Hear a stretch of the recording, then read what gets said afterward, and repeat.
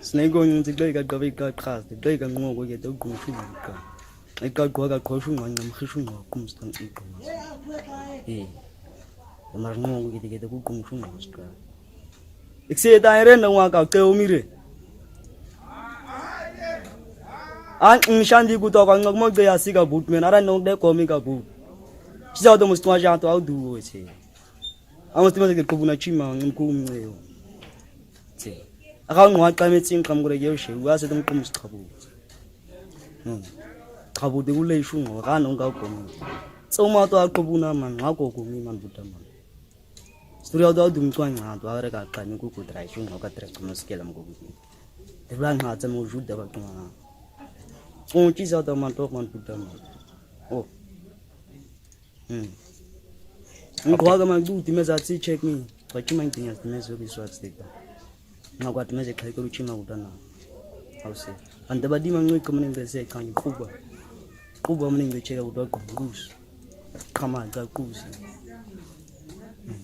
I'm a come man come good at the twine house, good breezy that sea.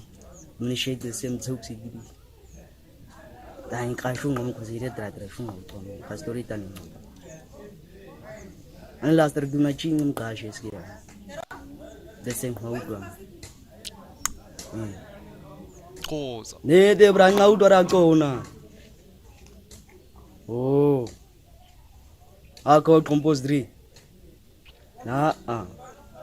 Marso Gukyang Ishetong Nashunga Gungshung like the Vesi. Chim Sagis Kaudushung over Yang Ishetrums as Kaudushung. Gassip Quarau Yamarso Kung Shung. No could do a margood la swing over you. Cow Shung and Quanis Tana. Kakai Tumdu. Because a young Narashun. Amarsikam Chimata. And Satan Toraku. Chim.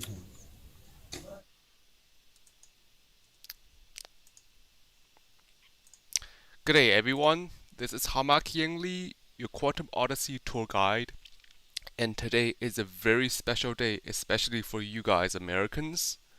Today is the Juneteenth of the International Year of Quantum Science and Technology, and this is the Juneteenth's 4th anniversary as the 12th federal holiday of the United States. It has only been made a federal holiday since 2021, after over 150 years as a celebration by the Black African community once they are released from slavery. However,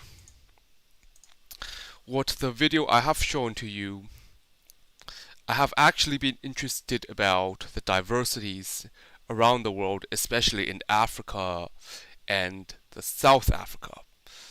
Namely that in South Africa there is a race called the Khoisans, which are said to be the original South Africans, which are the most divergent of the human races and speak a very unique click language that has been already known from one of the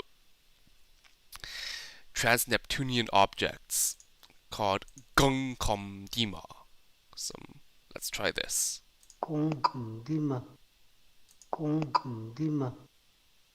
Yep, that is real. Like exclamation mark and a double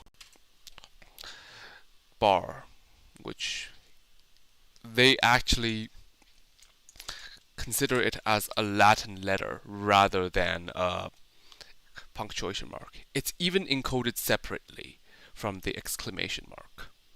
So that's how unique it is. But we will start this very special live stream with a diversion.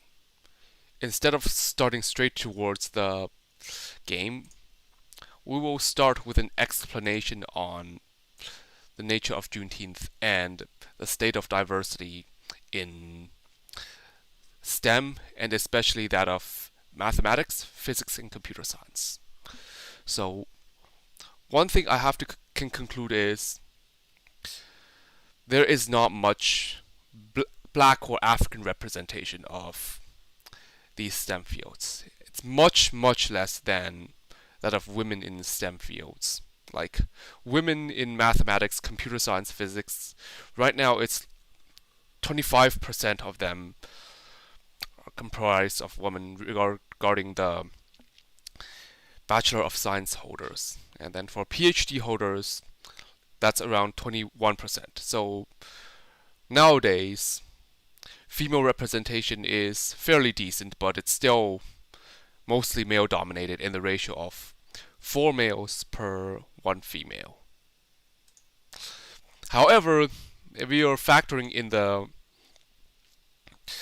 races, then the blacks are way behind. Like I would say like in the ratio of 50 to 1. Like this is the status of the black underrepresentation in hard sciences like mathematics, physics, and computer science. Like the mathematical and physical universe. In fact, the 6th person to earn a doctoral degree in physics from an American institution was an African American scientist, Edward Alexander Boucher. That was way back in 1876. Just 11 years after the US has adopted a constitutional amendment that has abolished slavery. But unfortunately, for like over 100 years, and it still holds to this day,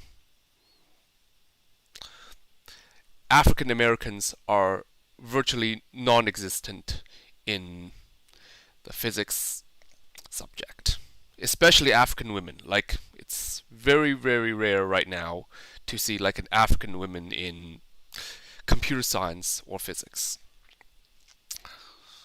Like there definitely needs to be some level of diversity there. That's how I have been fascinated and interested about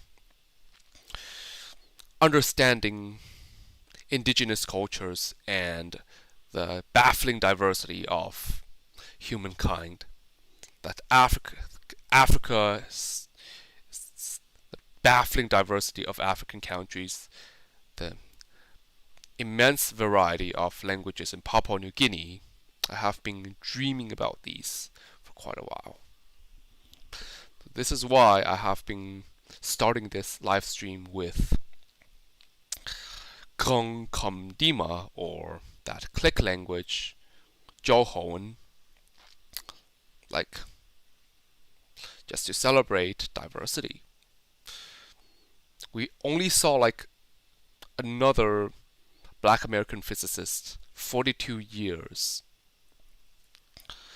That is a PhD holder. So that was Elmer Enes, a contemporary of Albert Einstein. So, and he has actually done some direct work on quantum theory, making him a crucial historical figure in quantum physics and quantum information science. So, but nevertheless, we don't see much black Americans hold PhDs in physics or like computer science, and very, especially not even like black women. So the accomplishment of black scientists like Imes and Bushut are actually not very well known, and they have been quite underrepresented. They have done great work to overcome these adversity, and they now see an opportunity to prioritize diversity, equity, and inclusion now, rather to fix the entrenched issues later. I want to see some diversity. We also don't see like this. Accomplishments of black physicists such as Imes and Boucher are not a sign that they have been unhindered by racism. So it's unfortunate. Like these black physicists have done everything to go against the status quo, and even with their like influence from the majority, demographics, they are still able to handle all these hurdles and still manage to land a PhD. Although like progress has been made, there's still a long way to go. Like, here is the statistics of African Americans contributing to these hard sciences, like physics. Physics PhDs, less than 1%. And in the case of bachelors, it's only around like 2%. That's like way, way, way less common than to see women contribute to PhDs in these hard sciences. So it seems to be like a deep-rooted pipeline issue, like applicants for quantum computing, that thing. Job openings, faculty positions. And I'm not sure why African Americans are so underrepresented in this subject. There's just very few black people.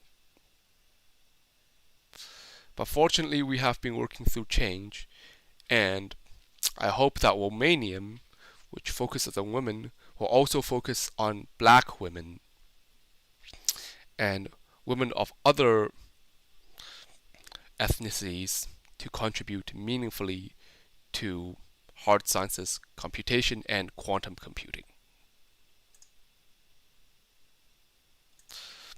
So we have the Juneteenth flag over there. The Juneteenth flag, which I have made like a small drawing over there. On the background is my code of running Nvidia AgentIQ, which is day 49. So sorry that I have been sometimes looking to the side, but I have been going dual screen and I want a smooth experience. So of course, that's the diversion. I have actually Googled to check for the black female physicists and computer scientists. We have Melba Ray Moulton, we have Shirley Ann Johnson. So we don't see much. So that is the current state of affairs. And this is the actual Juneteenth flag. Okay, let's run Nvidia AgentIQ. So can you please do research on why it took so long for Juneteenth to become an official federal holiday?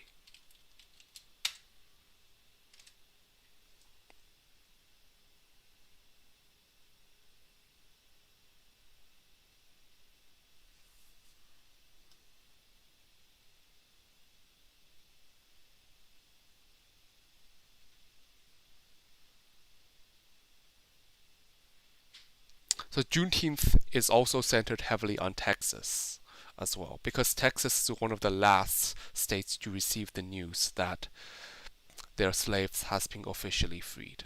So the final answer is that Juneteenth became an official federal holiday in 2021 after a long history of celebrations dating back more than 150 years ago. It commemorates the end of slavery in the United States and celebrated on June the 19th. So even the timing of this live stream is a homage to Juneteenth. This Juneteenth flag, which features a star and a 12-pointed nova, symbolizes a new horizon of opportunity for black people. And I want the black people to also take the opportunity for these hard sciences, like mathematics, physics, and computer science. And especially black women as well. we see like less than like 1% of black women hold a PhD in these subjects amongst all population which holds the PhD in these subjects. So this is going to be the introduction for the Juneteenth part of this special live stream, America's second Independence Day, and the latest of the American public holidays. It's going to be Dinky Die. It's going to be a Dinky Die experience, and I will make further live streams on non-Womanium Wiser days to keep you engaged before we moved on to the projects.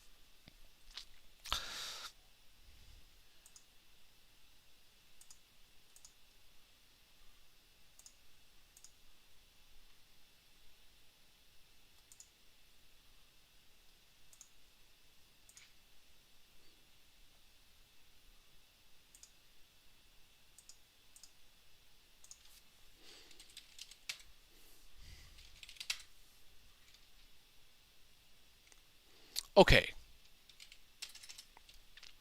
so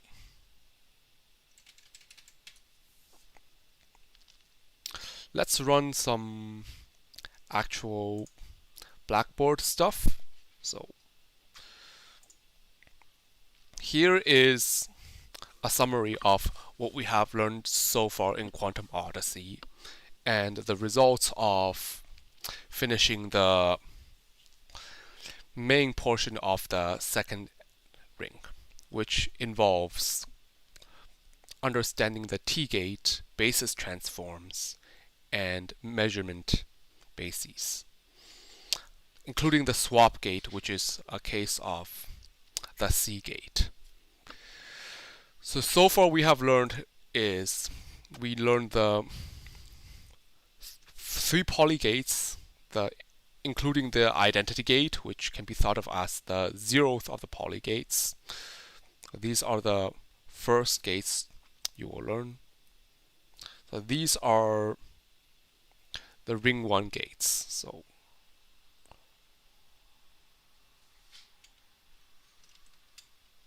ring 1 gates, but I've also added like the B notation because these gates also have roles in basis transforms.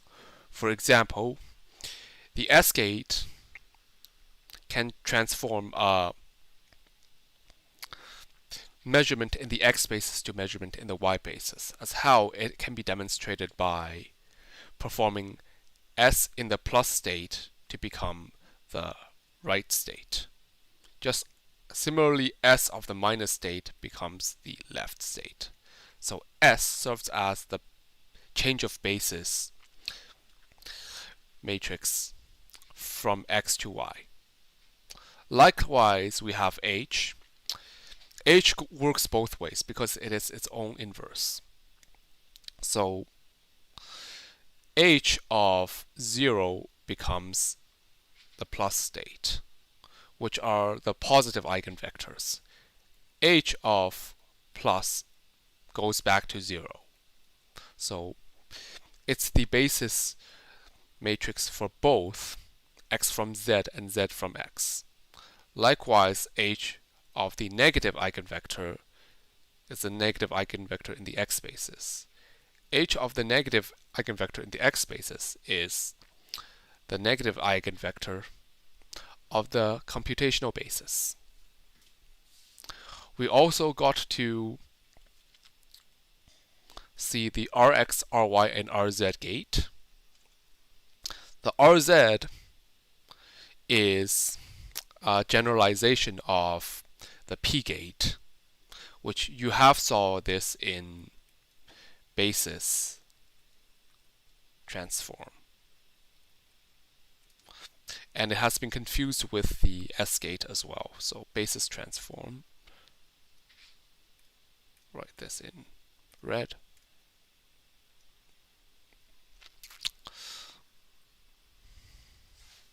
And then I also introduced you how to derive the basis transform gate from Z to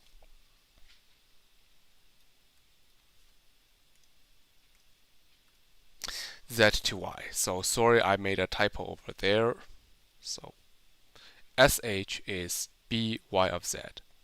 It is also equal to b of yx, so that is S, then b of xz. This looks like the formula for relative motion.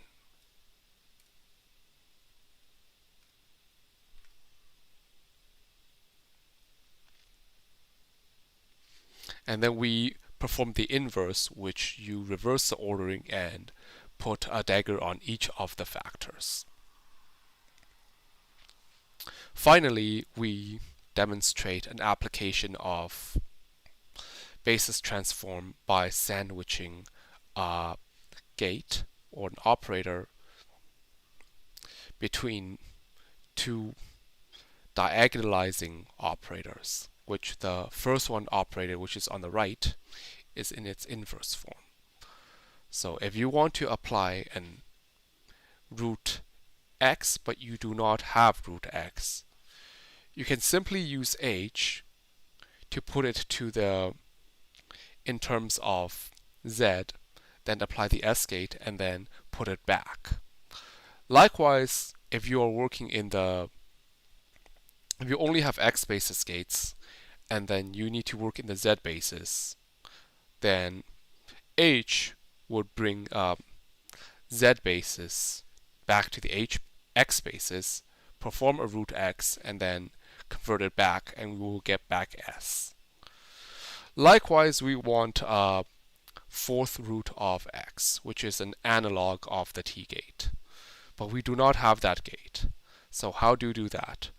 So we're working in the x space, but the h transforms it back into the z space, z basis, so we can apply a t there, then apply back an h to return back to the x state. Now we finally want to apply the analog of the x operator in some basis. Let's call this k. But we don't have that gate. How do we do that? We need to know the change of basis matrix B that sends from the k basis to the z basis, and vice versa. But we only need to do that one way because B is unitary. And unitary means it's easily invertible. So the B inverse is equivalent to the B that sends qubits expressed in the k basis to the equivalent state expressed in the z basis. Apply the x. That means you flip the state from the positive to the negative eigenvector, and then apply a b to return back to the target basis. Now we will therefore have x in the basis of k, which x in the basis of k is the operator which transforms from the positive eigenvector to the negative eigenvector, and vice versa. So once again we have this. X of 0 is equal to 1. We have xx of plus is equal to minus, which x in the x basis is just z. Lastly, we have x of y of the right state is the left state, which x of y is equal to s.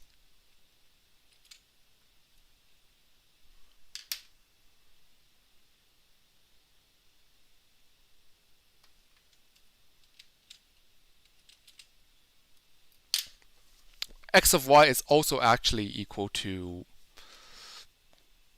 z because only the right element is being flipped. The eigenvectors are still in the form of 1, then plus or minus I. The next slide over there demonstrates the basic 2-qubit gates and how this works with parallelism and serial. So on the left hand side are the symmetric gates, which are the tensor product gates. So think of like indexing each matrix entry with 2 entries rather than 1, which they're equivalent because it's nothing more than a bit string. So I and x in parallel, by definition, let's say we have this. So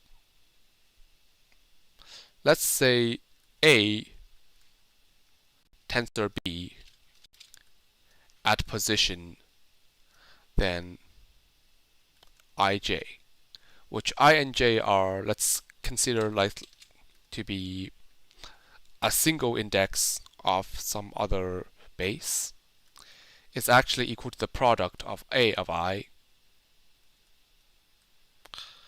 then times B of j with ordinary multiplication.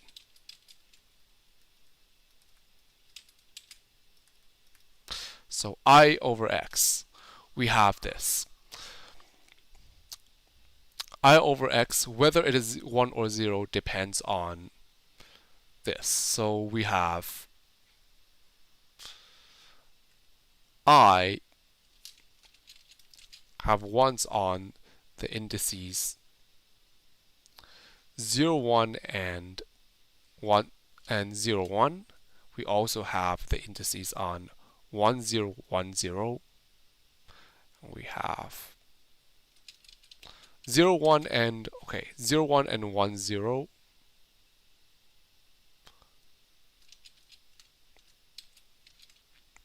So let's say these indices which the entries are 1. So in the I and x in parallel, we have 0 and 0, 1. Then we have 0, 1 and 0, 0. Next we have 1, 0 and then 1, 1. Then we have 1, 1 and 1, 0. So we see that the x is on the right bit, and the I can be seen in the left bit.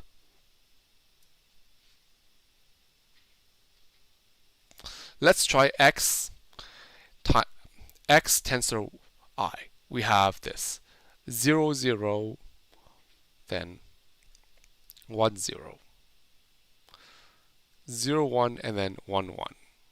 Then we have 1, 0 and 0, 0. Then we have 1, 1 and 0, 1. Okay, so now the left qubit acts like an x. Basically, 0 becomes a 1 and 1 becomes a 0, while the right hand side remains unchanged. So we have this. Let's try x and I, x, then 2, then 0, 1, then I, then 2, 3, then 0, 1. So because I, this part is 0, then the whole thing evaluates to 0. Let's try x, 0, 1 and I, 1, 1. That will work. So it's anything with an odd number of 1s would work. This would also be like odd number of 1s, but the pattern is this. So there is some form of pattern over there. Now we have two x's in parallel. How would that work? So x, then 0, 1, x, 0, 1. That would evaluate to 1 because that is 1 and this is also 1. So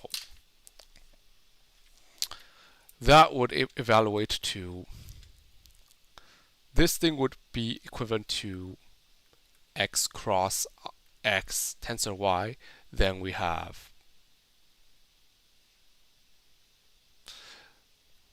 1 and 3. X 0 y would be this tensor 0 and then 3. 1 3 0 3. X tensor y. Let's try x tensor y. So x 0 x 1 0 then y 0 1. This thing then would become the tensor product, let's say 2 and 1. So we therefore have y 0 1, that will become neg I. X will become 1. The answer will be neg I. In the case of the controlled operators, this is where symmetry breaks. Basically, we can no longer express the entries of the matrices as products of the entries of the constituents, which then you have to flatten it into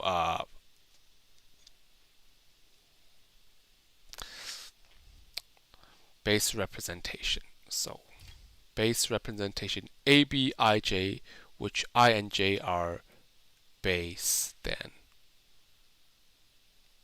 dimension A, dimension B. So there are some complications with that, but this is a rough idea on how the tensor product works. This is called the controlled gate. Technically is an operator because a C operator, and the order does matter just like the tensor product, except you cannot do this in parallel anymore. So in a multi-qubit system, so we have C1x0, that's your classic C0 gate. Notice that it's like an if statement. So if the left digit, the greater digit, is 1 in this entry, then the lesser digit, the lesser part, is being applied an x. We can also interchange the roles of C and x together, but that is slightly harder to visualize because it looks like overlapping rectangles over there. So you can see an I on the part that has the ground digit being 0, and then another overlapping submatrix which the ground digit is 1. The controlled Z gate, and in general all controlled phase gates, are symmetric in terms of C and the phase gate, so as visualized over there. So 1, then rotated, then 1 1.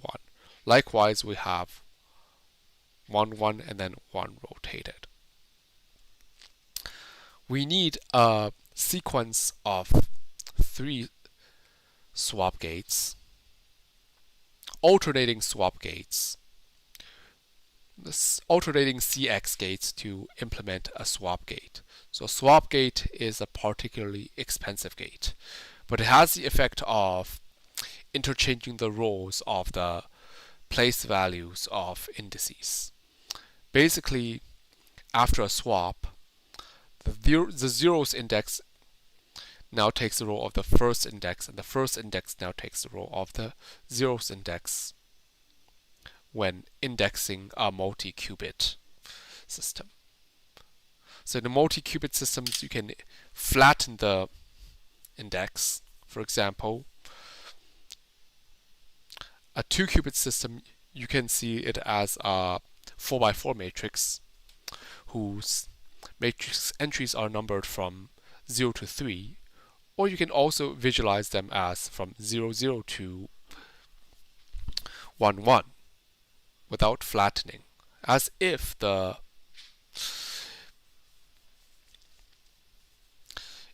index itself is a vector. But we will dig this deeply later on. As I said, if you really want to understand this, you have to go hands-on. This cheat sheet, simply reading at this cheat sheet is not enough. I have actually made these cheat sheets with assistance with a Python to compile the change of basis gates and their partials, as well as the common patterns you will see. The phase gate can be seen as the square of the phase gate in X. This is called the global phase. And if you're measuring a single qubit that has been applied with a global phase, it's indistinguishable from a qubit under the identity gate. In the Clifford gate, we have been introduced to neg x, which is zxz. So now if you want any other phase, it's pxp. What happens if you apply xpx instead? You will instead get the anti-p gate, which is applies a p, a phase flip only on the left side, only on the left wire. Like, let's say positive eigenvalue, positive eigenvector side. The S dagger, we have worked with that, is simply S and Z, namely that S and Z centralize each other. XZ, this thing looks just like a Y, except it's not in the imaginary units. But that's actually neg IY. It's neg IY because you need to revert from a green to a blue by adding a neg IY as neg I as a factor. Then we see a cyclic relationship between X, Y, and Z. So Z, X, and Y. So we have this. Z, X, Y. There's a cyclic relationship. So if we apply a Y and then an X, we get the IZ gate. So it's an uncrossed Y. Then we apply a Y and a Z. That's the simplest case. It's just IX, which reduces it to nothing more than SXS. So, in fact, SXS. And the last one is ZX, which is IY. So now green becomes red, and yellow, which is already quarter turn behind, reverts back to blue. On the right hand over there, we have SH, HS, relationships between H and S, HS dagger, and then SHS. You will see this when you are converting from the Z basis to the Y basis, and vice versa. So we will run the Python terminal. So import NumPy as NP. Import NumPy as NP. So we have S, we have H is equal to NumPy put array, then 1, 1, then 1, neg 1. over NP square root of 2. We have S is equal to NP array 1, 1, then 1, then 1, 0, so it's diagonal, then 0, then 1J, that is the Python way of writing I. And then we have S dagger is NP array 1, 0, then 0 minus 1J.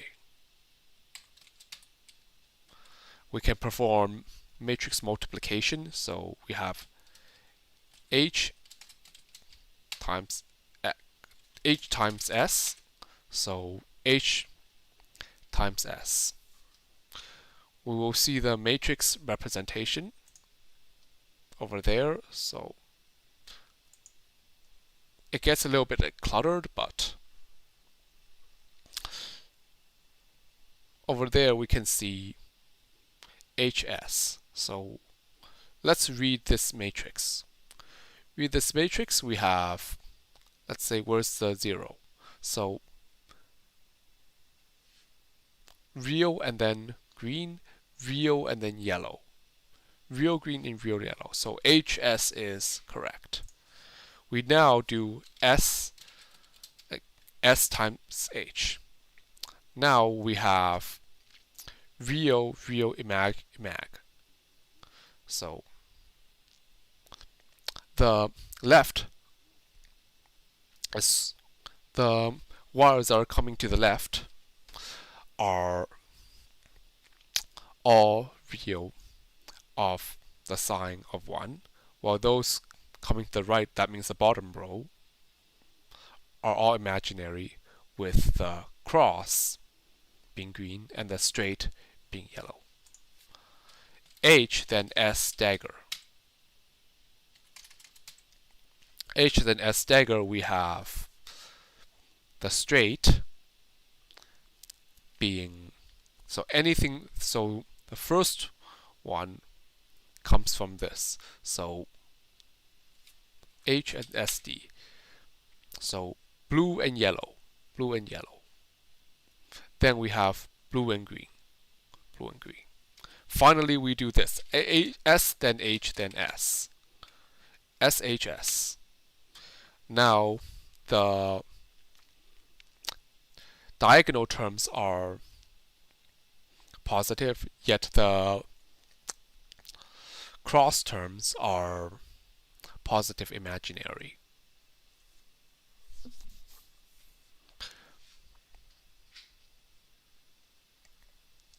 We also observe that HXH is equal to Z and HZH is equal to X through the basis transforms.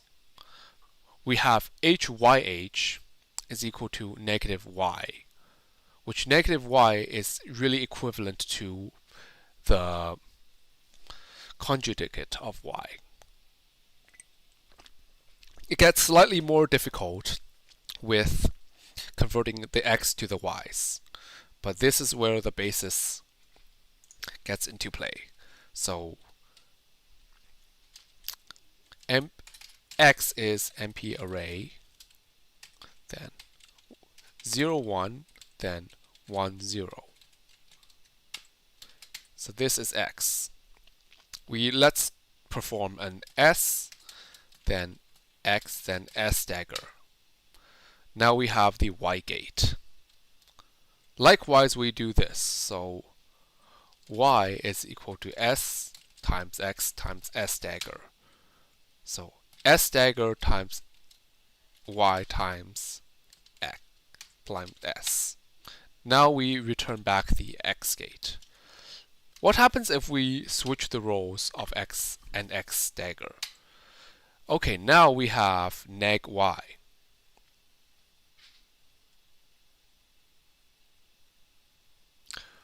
Over there. So you can see me attempting to write, but for some reason it's a little bit awkward, but hopefully you can still read all of these text and then ignore the name errors.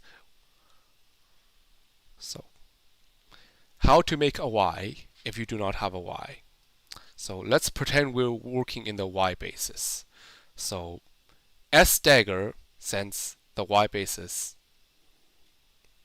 back to the x basis.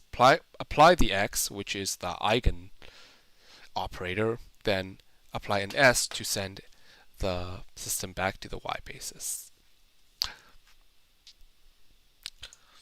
In the next page, we have this. So unfortunately, because my Python doesn't operate clear and that this terminal doesn't have a built-in clear, it's awkward. So we have other combinations of HSH, as well as other varieties of power X and power Y gates, especially that power function can lead to multi-valued. The X basis to the Y basis, the Z basis, apply the S, which is the square root of the eigenoperator, and then the diagonal, and then apply the H again to put it back to the X basis. This is how to visualize this as a matrix, as complex numbers going up and forward or down and forward on the opposite.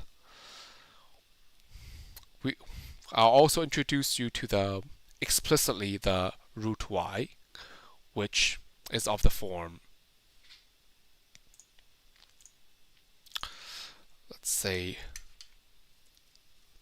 first you send the z basis to the y basis through HS dagger. So we have B, then YZ, then we have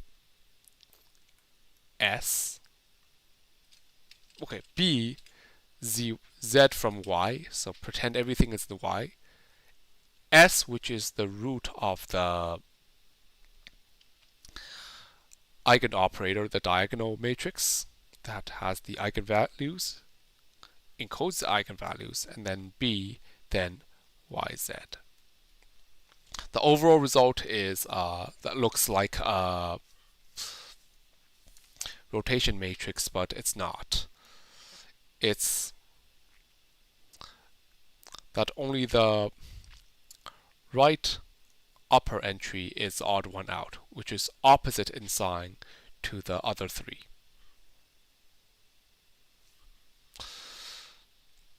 And then there's the other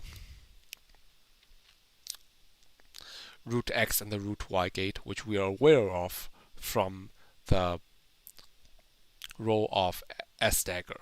We try to express the S dagger in terms of the X basis and the Y basis. So now, in the case of the X basis, we have the roles of the forward and up and forward and down interchanged. In the case of the other root Y, let's say the negative root form of the root Y, the values are all conjugated and flipped. So they're all rotated like 90 degrees and then clockwise. And then the whole matrix is rotated 180 degrees clockwise. The matrix on the bottom encodes that all unitary matrices can be decomposed into three numbers, and that has to deal with Lie groups and Lie algebras. The theta is the rotation along the x-axis, so x, the phi is the z part and the lambda is the y part, rotation around the y-axis. So it looks like a Lie algebra manipulation. The main diagonals have the cosine of half theta. The off diagonal has sine of half theta. The main entry, the 0, 0 entry, is bare, while the other three is a combination of phi, negativity, and the sum. And through the IBM's documentation, this is the decomposition. So it's of the form of a global phase. Then we have the phase gate from phi, then the phase gate from theta, and then the phase gate from lambda, all sandwiched by the root x between. We will test this thing out using our Python. So we have this S, we have X, we have S dagger, and we have H. Okay. So now we need to do this. H, then S, then H. So this is the SX gate. We then have H, then S dagger, then H. Notice the roles are interchanged. Now we perform this. So H, then S dagger. Then between that we have S, then H, then S. So this is how to perform it's S and H. S and H, S and H dagger.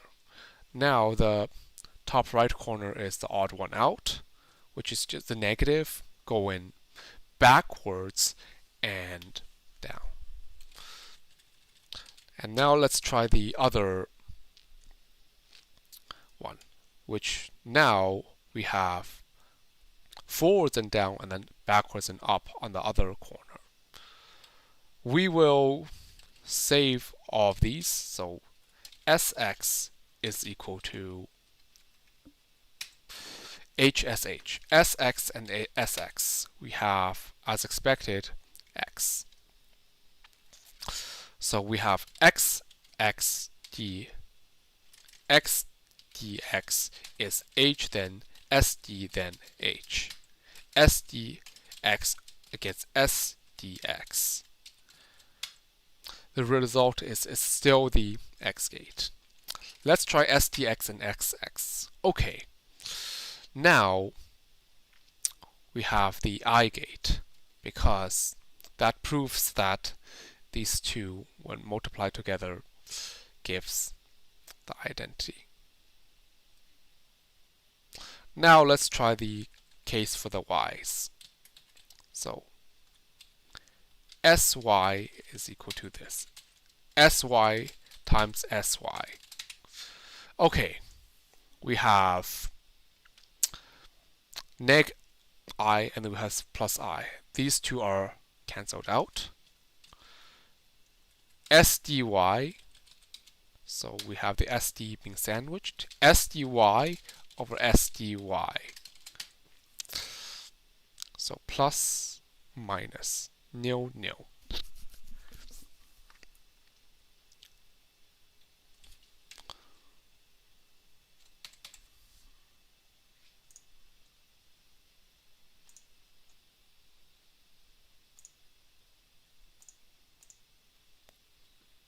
So these are the visualizations of sandwiching the H's and the X's to explore more of the Clifford gates.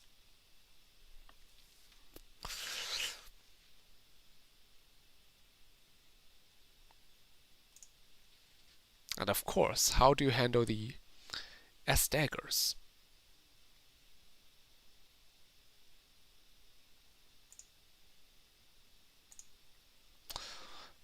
Our final topic for the single gate qubits is how to visualize what axis of rotation this gate represents. So let n hat be a unit vector in 3 space. So that set is formally called S2. Define the operator n, which performs a so-called dot product with their corresponding Pauli operators. Follows that the rotation of a qubit of angle theta about n is given by an exponential. So all of n is given by the cis of theta times half of n. And it splits into cosine of the half angle. This is called the real component, the identity component, and the rest of them is based on the sine. Kind of reminds me of the cis formula, which when you're first taught about the additional properties of the geometric properties of multiplying complex numbers, or the polar form. But there we can conclude that all single bit unitary operators U can be expressed in terms of the Rn and the global phase. So this is a rather comprehensive review on what we have learned in our previous live stream, also in Juneteenth. This is our doubleheader.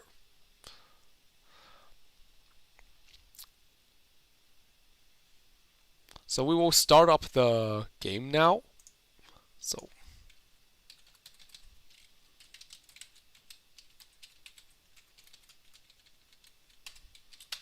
Quantum Odyssey.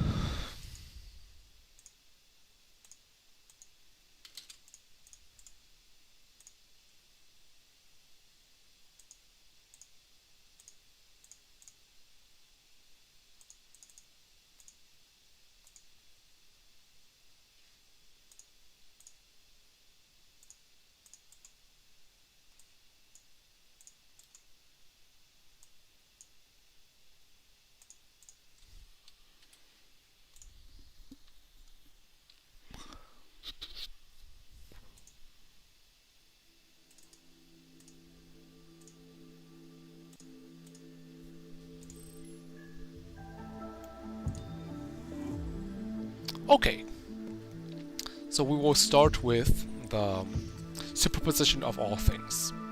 So superposition is a layman's term for the Hadamard's gate, called the H gate. So there's really nothing much special about it. So the visuals of the forge tell everything that there is to know. In fact, it's just another way to visualize a matrix. Like the row number is the 2, for example, and the column number is the from. So anything off the bottom row just means everything that converges to the rightmost lane, and the first column is everything from the leftmost lane going out. So column means out, row means incoming. It is the nature of a reality that multiple states exist at the same time, and there is nothing we can do about it. We, however, can use this phenomenon and use it to our advantage, called quantum computing. So how to make superposition special? We have to make a sense of the classical operations first. So we are introduced to the HC gate, which is actually not a unitary gate. So let's use the X gate to flip the coin.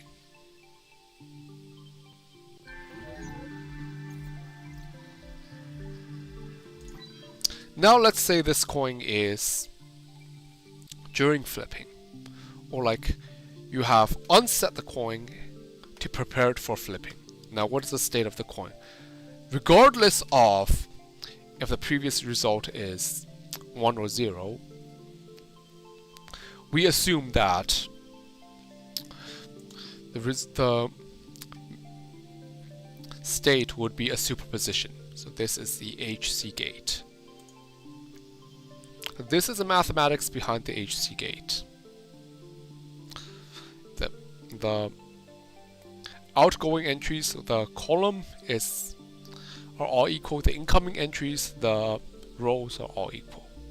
So if you apply an HC on any arbitrary single qubit state, then you will actually get you get like a multiple of the plus state.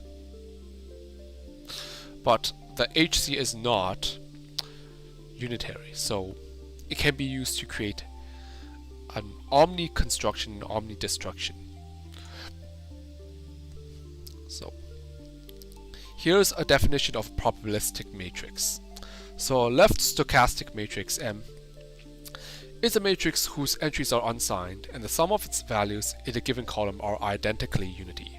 So the first two examples are probabilistic. So we have half, a third, and a sixth. So these add up to unity. So consider this pi. 0, 0.36, 0.64.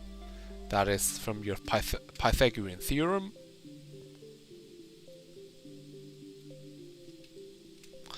And then the last one over there, Konami number maybe, that comes from the fact that 7 squared plus 24 squared is equal to 25 squared. And then I've taken away 7. I have taken away 8 away, so 582. So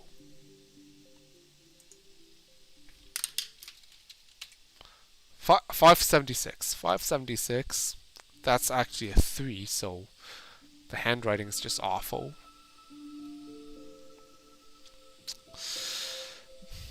The second one is an example of a magic square. So 1 over 15, 294. The rows and the columns all add up to 15, and moreover, the diagonals also add up to 15. This is a special case of a bi-probabilistic, bi-stochastic. The right example is not an example of a probabilistic matrix. The first one is because this entry -1 is signed.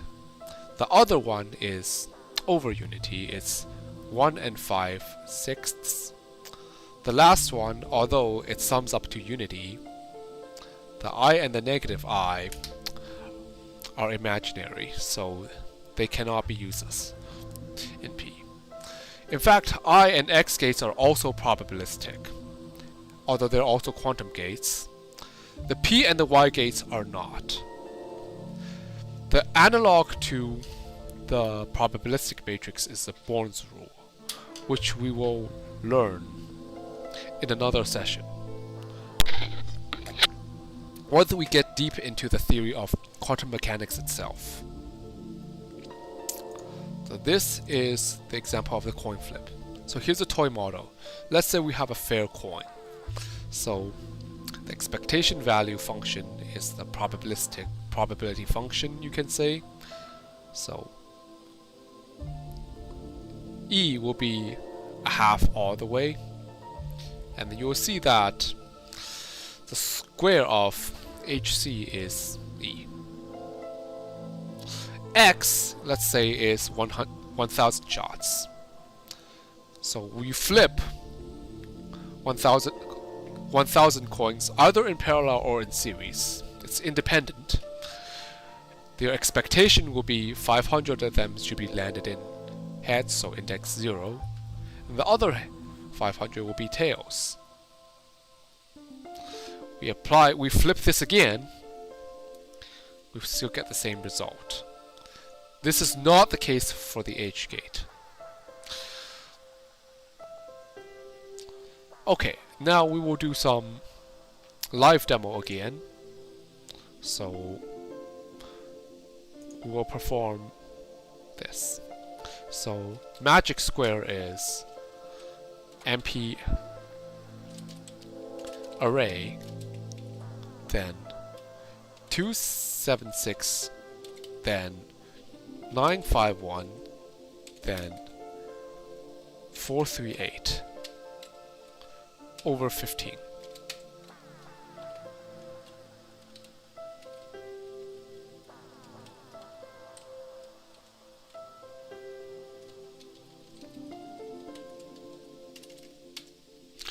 M would be this. So for k in range 0, 2,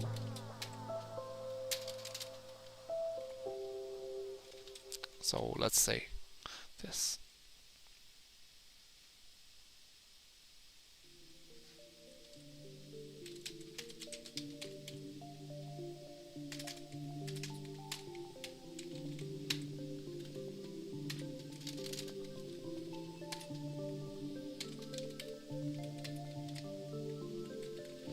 Let's test if this is indeed stochastic.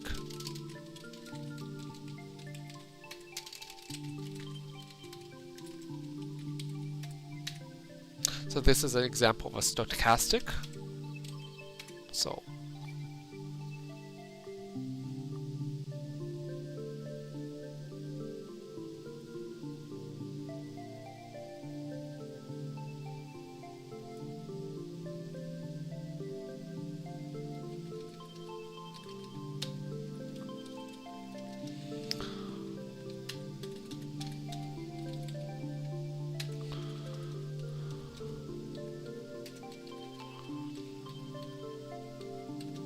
So A would be the first row. Okay, 15, 15, 15. So it should add up to 15. A 9, B 14, C is 7. Okay, I don't know what happened, but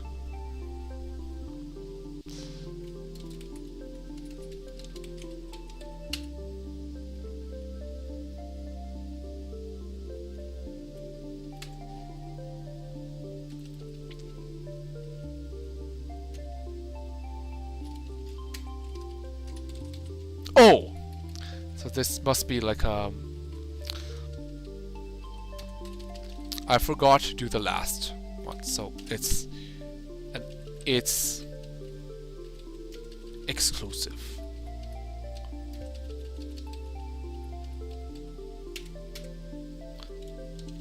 ABC is 15, 15, 15.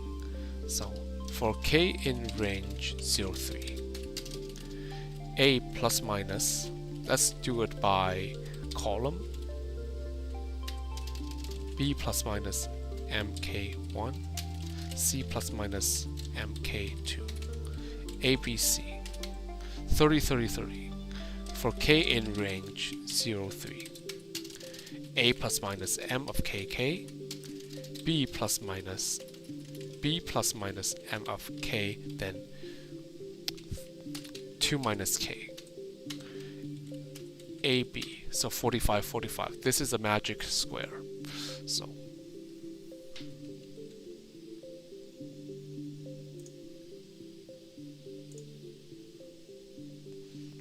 we will do our live demo on the coin flip. So m will be this: m squared, m cubed. So but we need to normalize m. M is equal to m over 15. So M would be this stochastic matrix.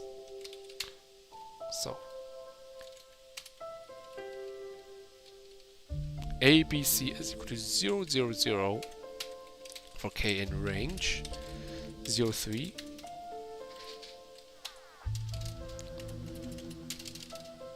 A plus minus m of k of 0, B plus minus m of k of 1,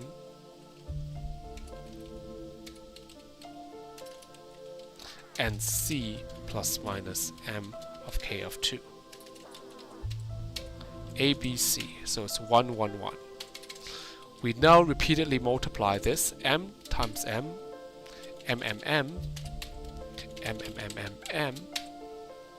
Eventually, it mixes into an even distribution. So, MP, lin alg, matrix power, then M100.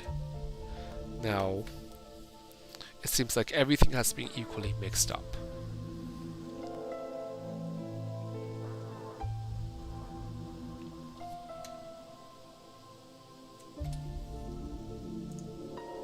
So this is our live demo on stochastic matrices. We'll go back into the game. So here, the previous puzzle was deterministic. So this is a flipping the coin, but instead the results we're recording are the radii. So it's the square root of the area according to the Born's.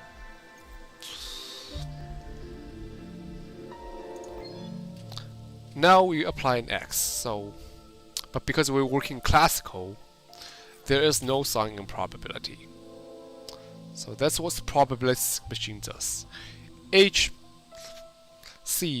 only, like, the only thing that HC does that differs from the E operator, the classical operator, is that it returns radii rather than the actual probability. And the Born's rule says the square of the absolute value of the radii equals the probability. This is where quantums comes into play, because the amplitudes in the quantum system can be negative. But when we are measuring it, then you have to apply Born's rule. That means you have to multiply itself by its conjugate, take the absolute value and square it. So this thing you have to apply the H-gate. So the quantum version, we still get two sigils. So if we apply the Born's rule to get the probabilities, it's going to be half and half. But the difference is, we want to make this reversible. How to do that? We have to add a sign. This color is called a phase, gives the quantum system a way of storing information that does not have a classical counterpart. Now we will have to perform a flip again. Let's flip this thing twice. Let's say if we do like an HC. So now we have, after a flip, we flip this thing again of a classical coin flip. It's not a valid operator in quantum because it does not preserve information. We do not know whether, like the previous result, we have flipped heads or tails. Classical probabilities can only add. They do not perform interference, causing destructive interference when positive meets negative, or complex interference. So if we cannot retrieve the input state, we must use only quantum. We can even obtain the quantum mechanical phase. We can do this by using the fact that the sigils of the same color add while opposite colors subtract, and perpendicular colors mix into yin-yangs and I's. This behavior is called quantum interference. In fact, applying the H-gate twice to obtain the identity is an example of quantum interference, namely when the blue mixes with red on the right side. So here's a demonstration of destroying information with HC.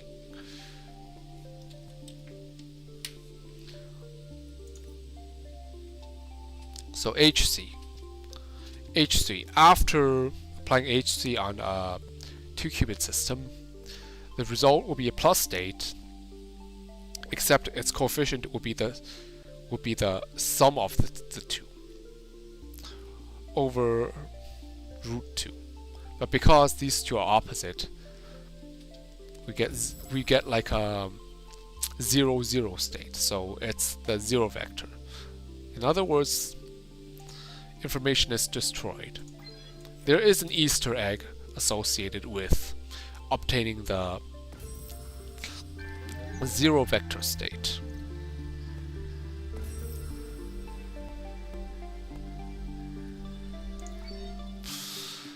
Here is another example. So to solve this, notice that we are obtaining back the identity gate. So all you have to do is H. So look at so much constructive and destructive interferences. So this is a quantum state just as valid as states 0 or state 1 is. Observe the H gate on qubit 4. As all the gates, if multiple similar copies are placed according to the place value convention, we see like the computational map entering superposition. So it's 8 apparitions have to show full quantum Hilbert space. The forge, which is a visualization of the coefficients, is the only tool able to accurately present the dynamics of the full quantum space. It shows everything at once. All potential paths not traveled by the sigils, which are the coefficients, are revealed to you by the forge.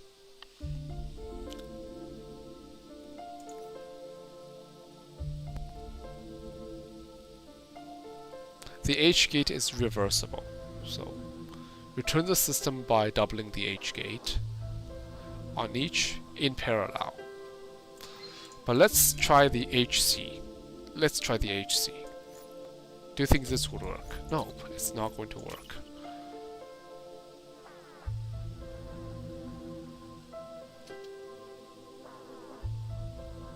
They don't add up to unity. The areas do not add up to unity.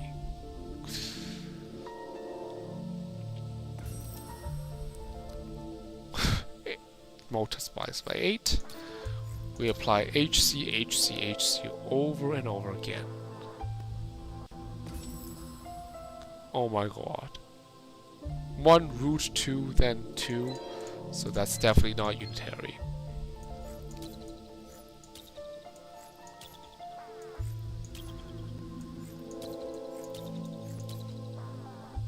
So here 4, then 8, so 25, 1. Let's try this again. What? 0.5, so it's being split into 2. Then we have 0.25 split into 16. But now there's destructive interference as well, so 16. Then there are 16. These two cancels out. Only these remain.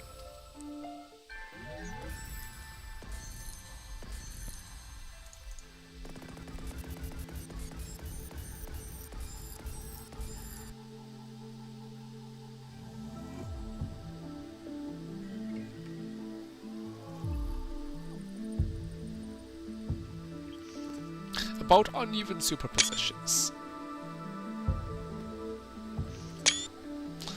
Okay.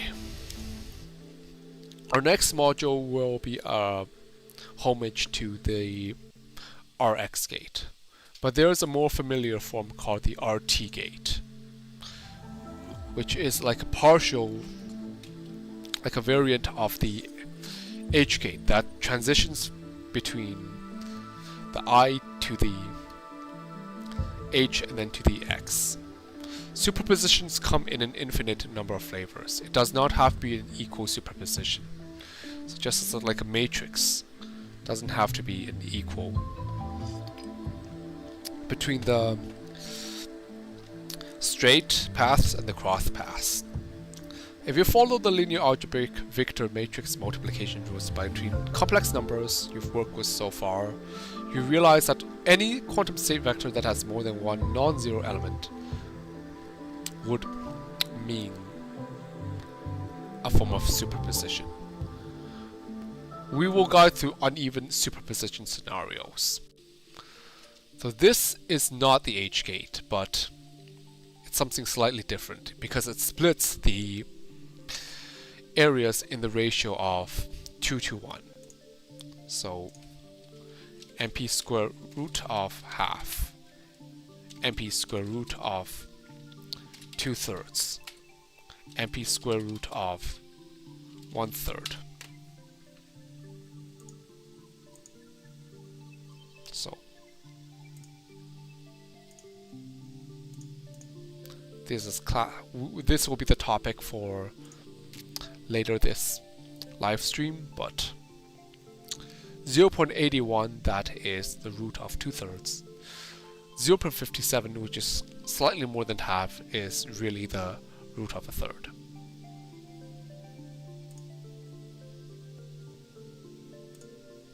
So, how to merge this together? Okay, the answer will be RT of 1/3. We also have like an RX gate as well. Well, RT is basically a variation of RY, the RY gate, but except you apply an X after. Here's another example. So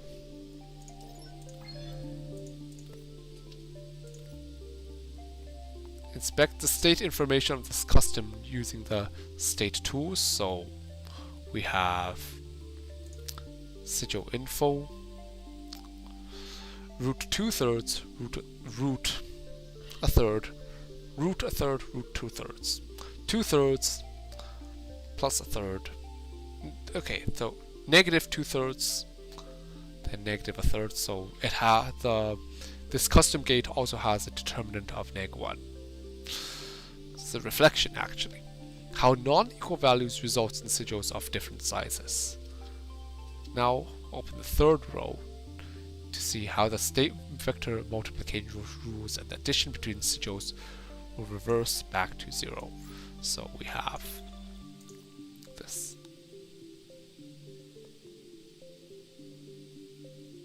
Addition 1, subtraction 0. Okay, here is another example. This time we're dealing with familiar numbers like 0.71 and 0.5. So the easiest way to do that without using custom non-Clifford gates is through the controlled operator. So the control axiom. So we want to split the right hand side of the ground qubit. So the answer would be C0H.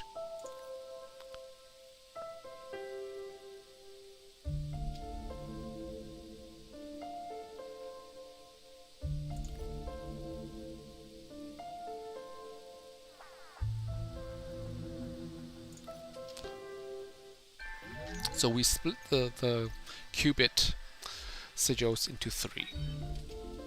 So 3-way superposition. Here is a multi-way superposition, but the idea is the same. So those on the left do not split, but those on the right splits, and you have to split this further again. So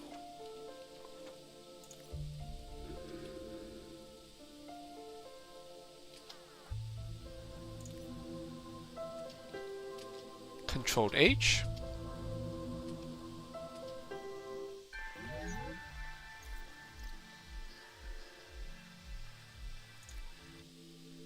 Abigail Adams.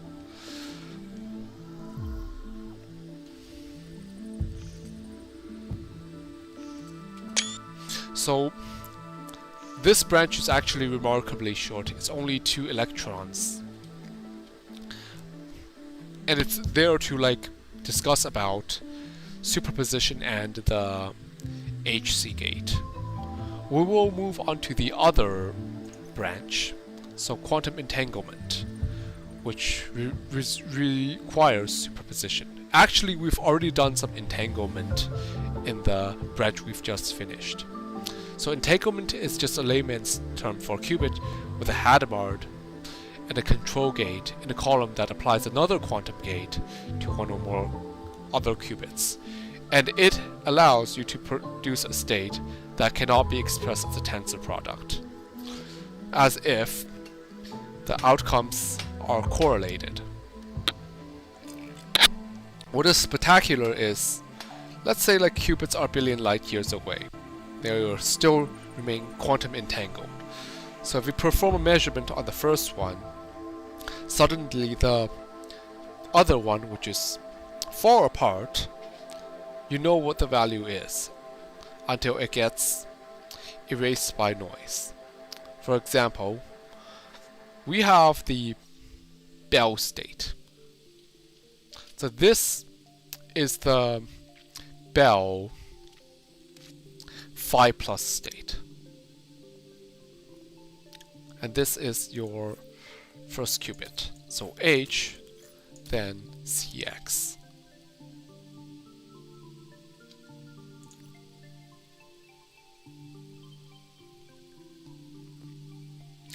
In this case, that means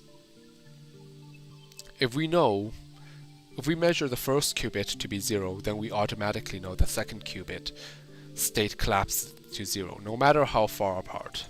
But again, this is a postulate. This particular logic exists as an axiom in our universe. So could you perform faster than light communication? No, you still cannot. Because you still need to communicate classically to exactly reconstruct. But you will observe that the qubit has suddenly changed state as an indicator that an update has happened. This is a 3-qubit version of the Bell state called the GHZ state. The idea is exactly the same, except you apply 2 x's in parallel. In this case, we have the 3-qubit system. If we just measure one of them, we know that the other 2 has to be the same. Their state vectors collapse to the measurement result of the first one, no matter how far the trio is.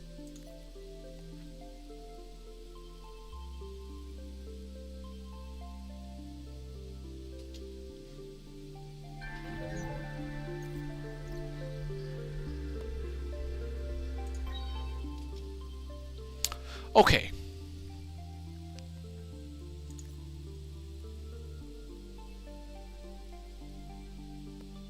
We have the EPR paradox. So the quantum state that you're tasked with preparing the puzzle is a manifestation of the Einstein,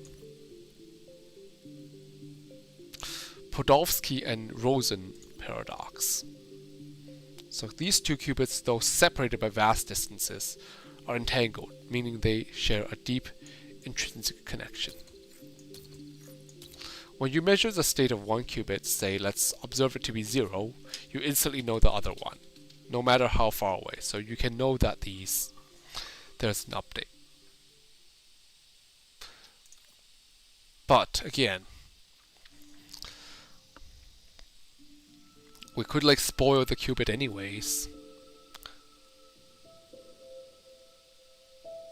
So there's also more than one way an object can be measured, like measured in the Z basis, the X basis, or Y basis, or like any other basis like H basis. The famous physicists argue that no action taken on the first particle could instantaneously affect the other. That would result in information traveled faster than light. which is forbidden by the theory of relativity, which is Einstein's other major contribution. That principle says, like, without in any way disturbing the system, we can predict with certainty the value of a physical quantity, that there exists an element of reality corresponding to that quantity. It's just simple to create. Create a superposition that perform a controlled X with a second to entangle.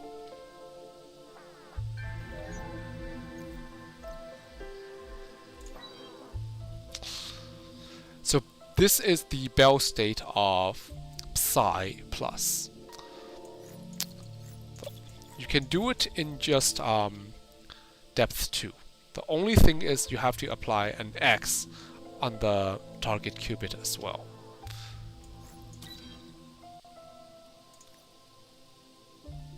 In fact, there are 4 basis vectors, 4 basis states in a 2-qubit system, and likewise there are 4 maximally entangled states. So Bell says, like, if measurement is performed independently on the 2 separate halves of the entangled pair, assumption says that the outcomes depend upon hidden elements within each half implies a constraint on how the outcomes on the 2 halves are correlated. This constraint will later be called the Bell inequality. So there are 4 different Bell states that depends on whether measuring one state would mean the other state we know it's the same or different, and then whether their phases are the same or opposites. We've done this first, which was the original EPR, so 0, 0 and 1, 1 are of the same phase. Now the second one will show that another state that is impossible to achieve without entanglement. So this is psi plus. This is psi minus. So this is called the third Bell state. Why it's called Bell state 4? This one requires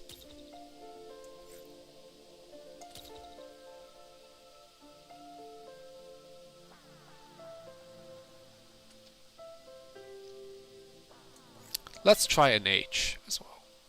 Let's try an H.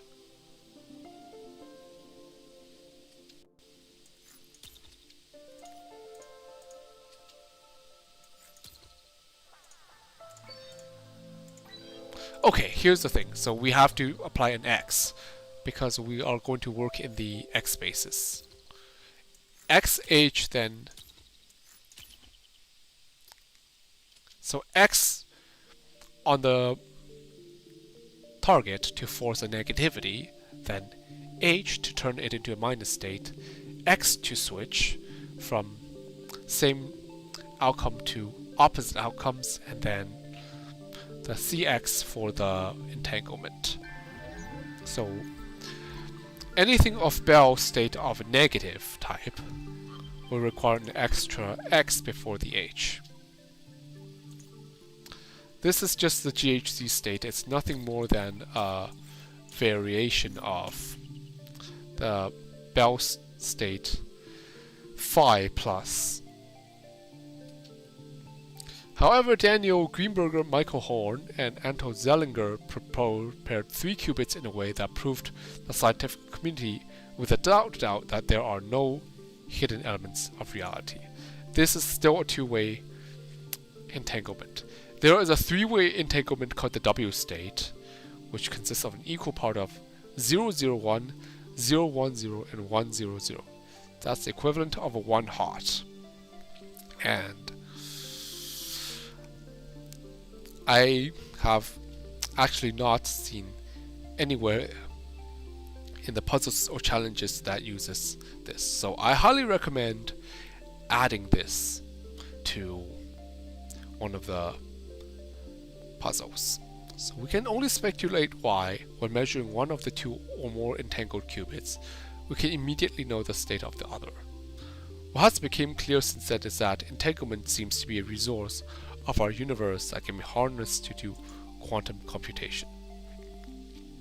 This 3-qubit state is called the GHZ state, used in many quantum algorithms such as information transfer, cryptography, and quantum communication. So, the idea of the GHZ is exactly the same as the Bell state phi plus. The only difference is it's now a controlled double X.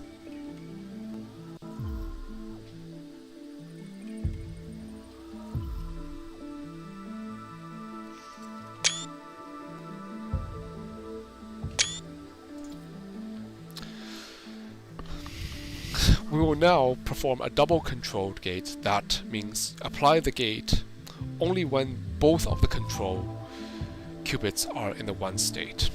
So, crucial to qubit interactions and for modeling systems where bits depends on states of other bits is the double controlled gate, combination of 2 or more control gates, and the X gate. So the double control gate, now, because in a 3-qubit system, the X has to apply to all 4 pairs. A single control bit halves the number of pairs. The double controlled bit halves it again, so it only affects the rightmost pair.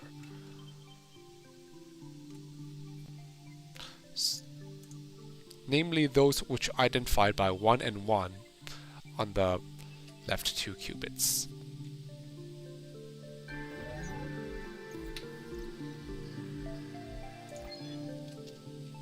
Let's try again, this time with the first and the last qubit as controls. So, rightmost, middle, left, right, right, left, and left, left. So, only the right gate is affected.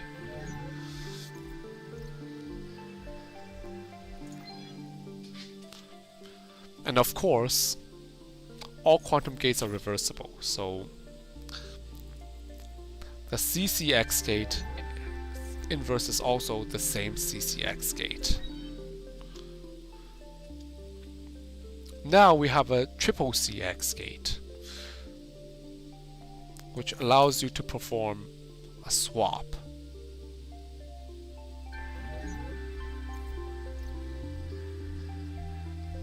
In fact, it eventually allows you to perform arbitrary swaps. So this is now, again, group theory.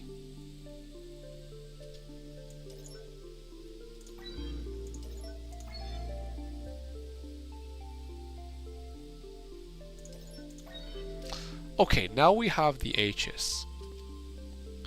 So now it's split into 4. And you want to send just the rightmost of the 4 to the other half. How to do that? So look at the pairs. So let's try an X. So now there are 4 pairs of X gates. Let's control this on the middle qubit. Now only those which are on the right half of each half would get crisscrossed. Apply the control again and only the rightmost of the 4 gets crisscrossed.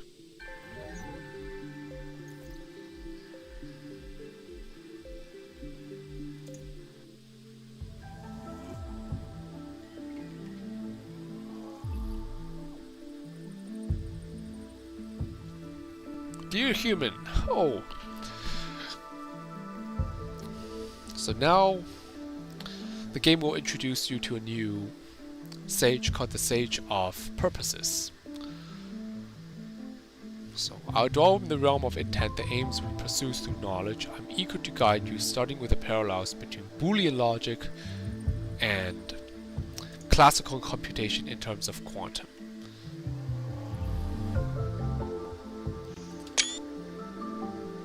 The first one, interestingly enough, we start with XOR rather than the OR gate.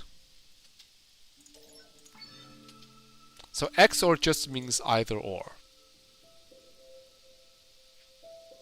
We're going to reread the mechanisms of the Toffoli gate. So 0, 0, 0, and 1, 1, 1 sigils under these would not be affected. So only apply the sigil under 0, 1, 1. So these are the control gates.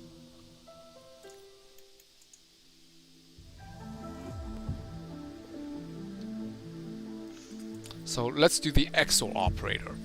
The reason why is if you apply two different control controlled X gate, those which both of them are ones, we have them cancelled out. So XOR just means either or. For example, if Alice and Bob has keys to this shared safe, for the safe to be open, either Alice or Bob, but not both, must use their key. So this is an example of XOR gate. The XOR gate is two different C0s in series. However, let's read the sage of purposes again, because we are making the classical computation reversible.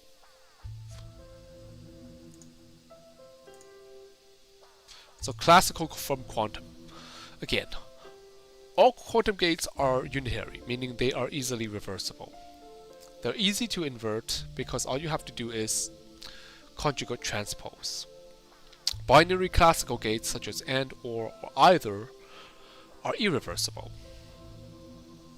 Auxiliary qubits and the CCX allows implementation of non-unitary gates as well as universality. So these are the matrices for the conventional classical circuits. In fact, they're not even of the same dimension. For example, a 2-bit input would mean the state space is 4 elements, and each of them are represented by a 2-bit bit string. The lower row is the true row, the upper row is a false row. Then we have the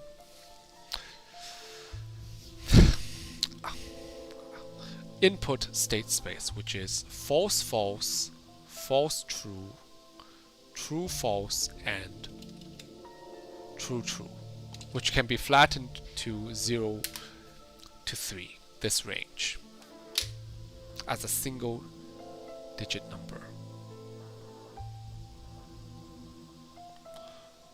We'll go back into the game. So all logic used by the humans in their logic and by the modern human computings can be ported to quantum computational logic. The disadvantage is you need an auxiliary qubit. So we will start with the disadvantages. So let's see, we have XOR. Notice that if both of the inputs are 1, so the input in this case is qubit 1 and 2.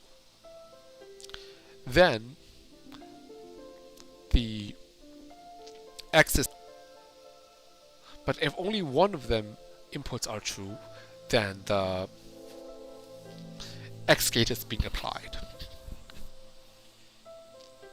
So input, output.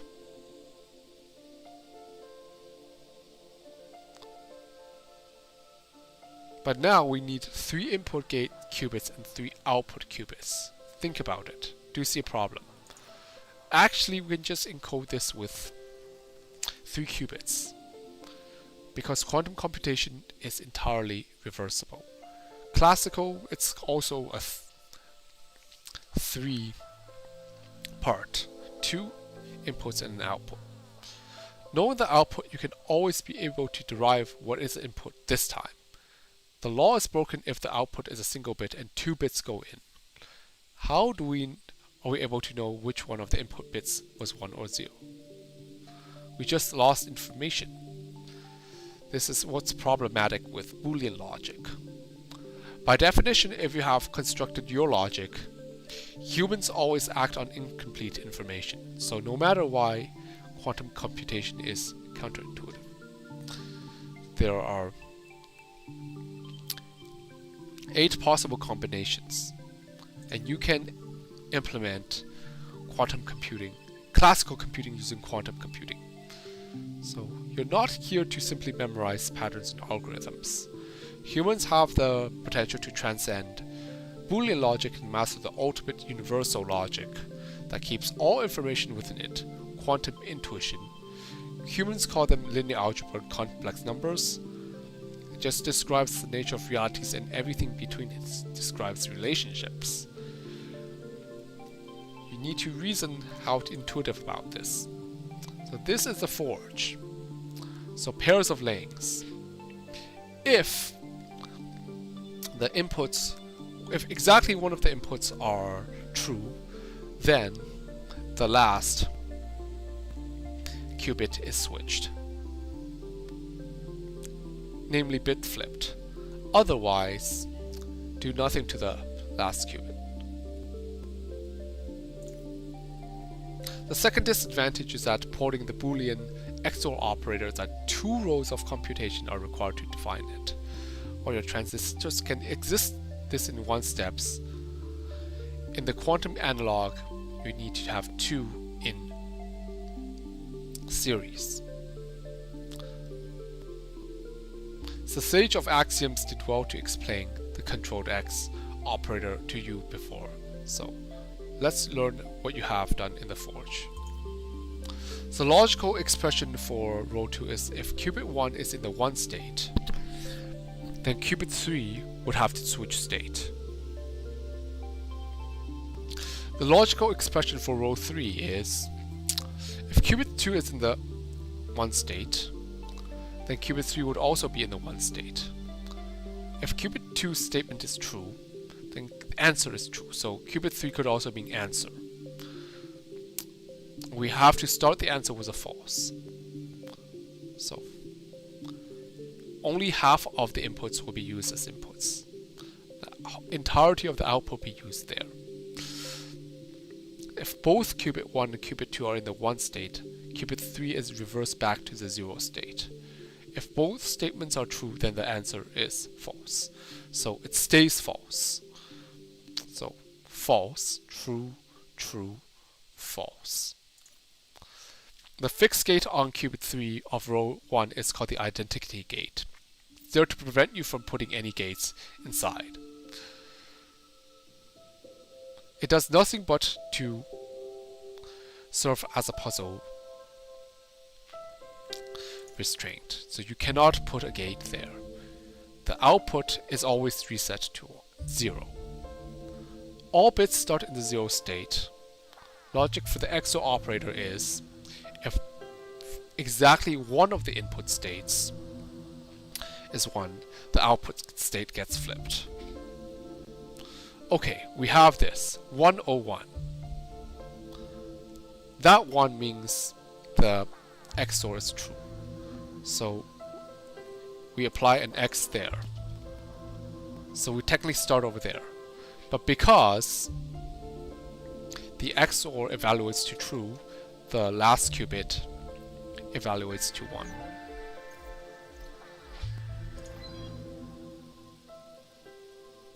Now we will have to switch the roles of the input and the outputs, which is definitely more counterintuitive. So we have the 4 pairs, 1, 2, 3, and 4. So now we have 0 and 1 as the input states in order. Boolean logic's XOR operator, where the solution bit is defined by bit 2. So it comes in these pairs now. So logical expression for row 2 is if row 1 is in the 1 state, then qubit 2 will also be in the 1 state. So we have this.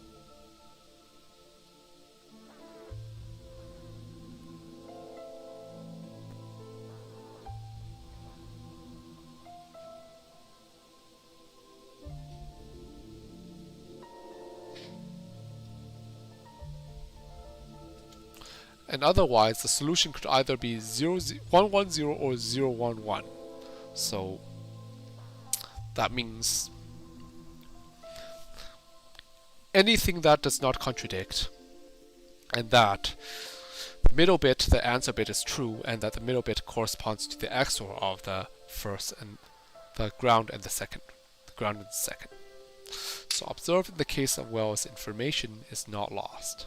By reversing the steps, we can know what is the input.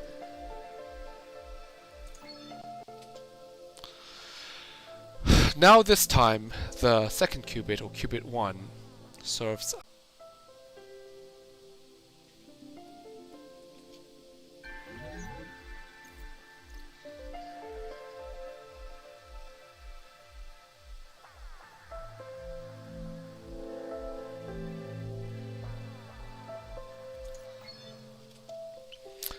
this is the custom net result of applying XOR.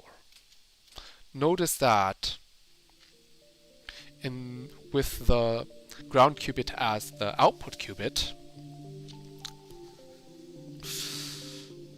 only the middle pair has a net effect of applying an X. So 101, this will be true, this will be false. So we apply an X there. We have a custom gate.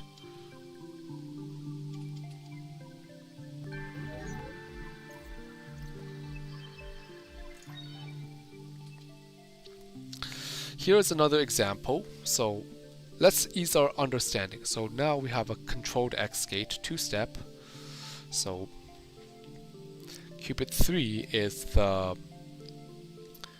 output gate. Closely inspect the visuals of the forge. Try to do matrix multiplication if you come to understand the visual. Now look at the right side. Two X looking lengths equates to I.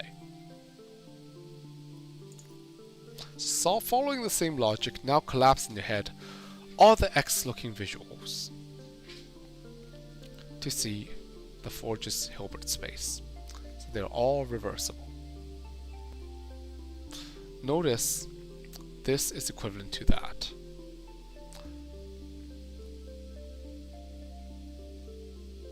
So 1, 4, and 8, that acts as input. You simply get the same quantum state back as an output. So how to do that? So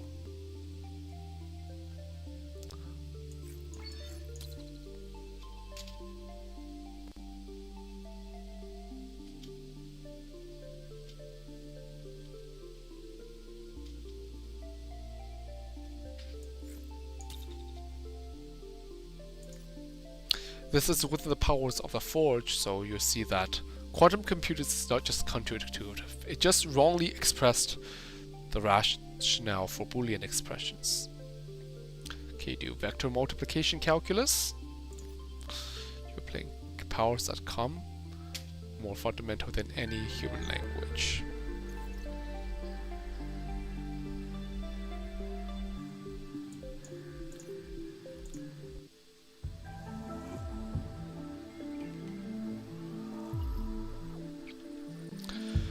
Now we will handle the other gate, the AND operator.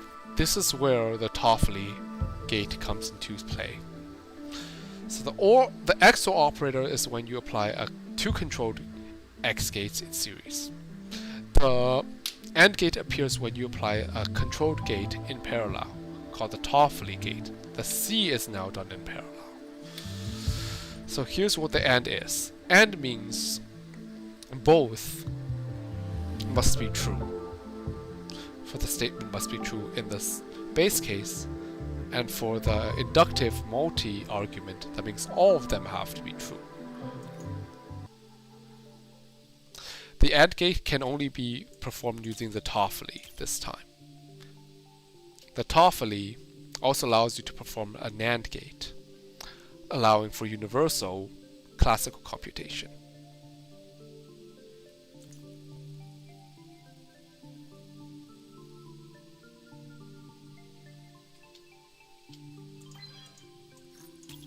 So let's apply these the X's on qubit 1, qubit 2, and then the Toffoli will be allowed to be able to affect the rest. So place the X gate on qubit 1 and qubit 2 to satisfy the AND operator's condition and make qubit 3 become 1.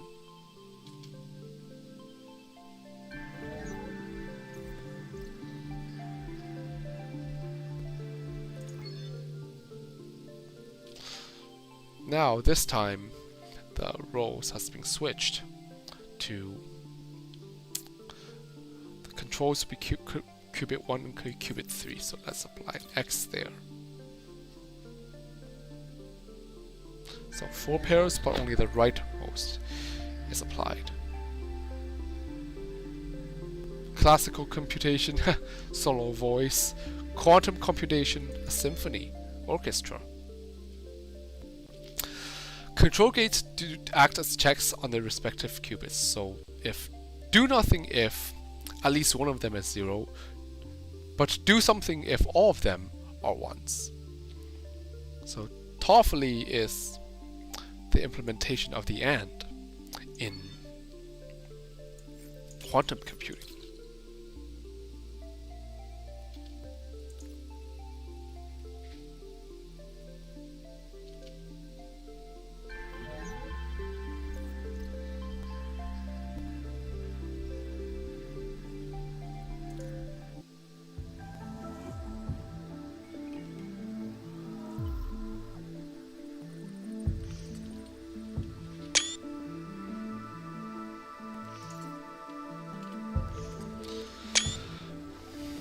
Then we have the OR operator.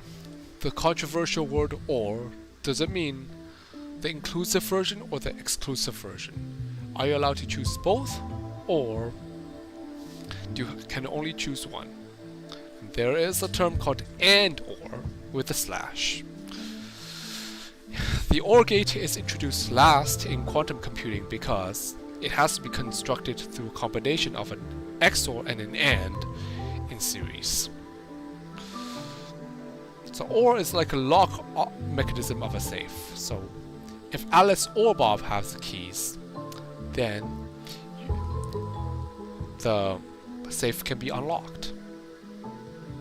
It also has to do with ifs and the only ifs, and the if and only ifs.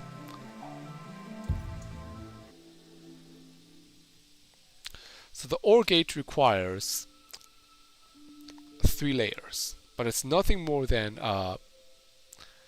2 C naughts in series and then another C naught in parallel, which is called the Toffoli. Notice that in this case, the rightmost technically has 3 X's applied, which is equivalent to a single X. XOR an AND makes it an OR. That thing looks like a glider.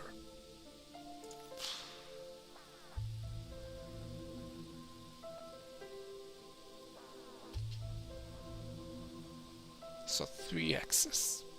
So 1, 1, 0, then using the classical computation it becomes 1, 1, 1. Now, it does not matter which order you perform the Toffoli or the series of 2 controlled gates.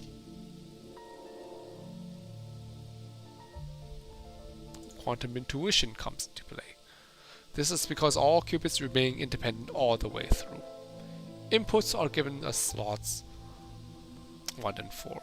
So qubit 1 and their qubit 2 are not altered in any single way. The output is on qubit 3 the rightmost qubit with an eye to prevent any attempt of putting another gate for this puzzle.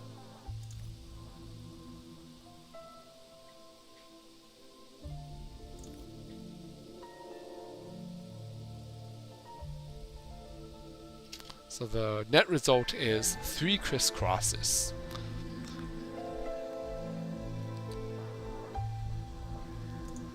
What the fuck?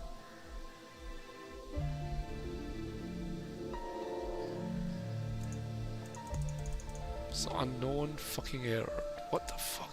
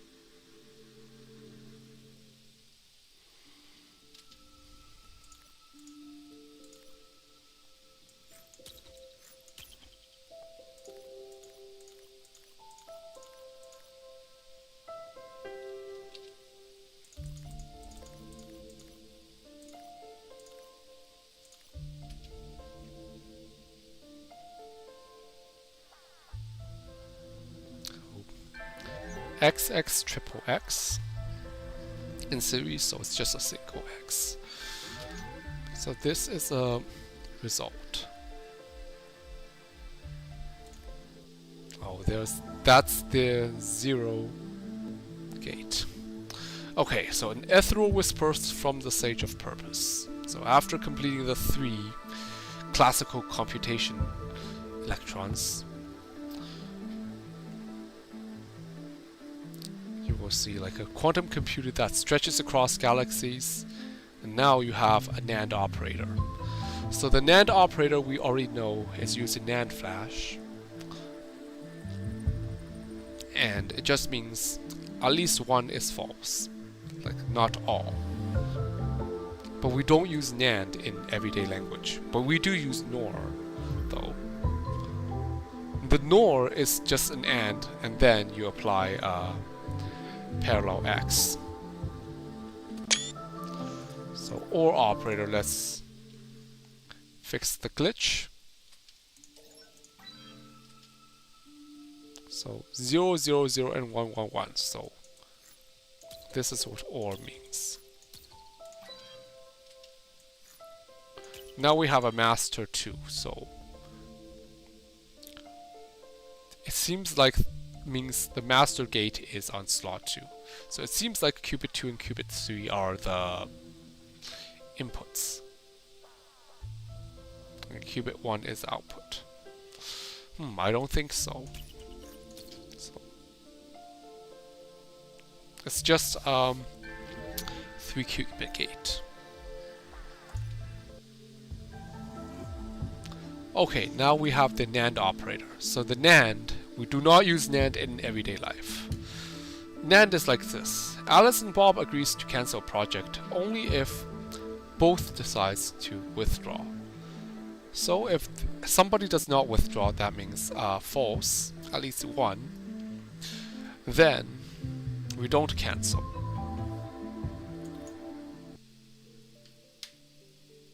So NAND is like this. NAND behaves like an AND, except it returns the opposite result.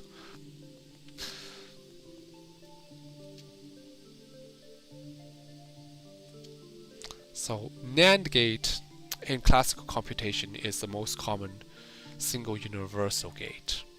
All Boolean logic can be constructed with only NAND gates. And because if you can construct a NAND using quantum gates, then you can express all classical computation with only NANDs. And that is easy. All you have to do is a Toffoli and then another X. So just for Boolean AND, we use a Toffoli gate, except this time the polarity is reversed. So try to wrap the Toffolis in x's to wrap it as a reverse Toffoli. So here, we initialize the solution in the 1 state. So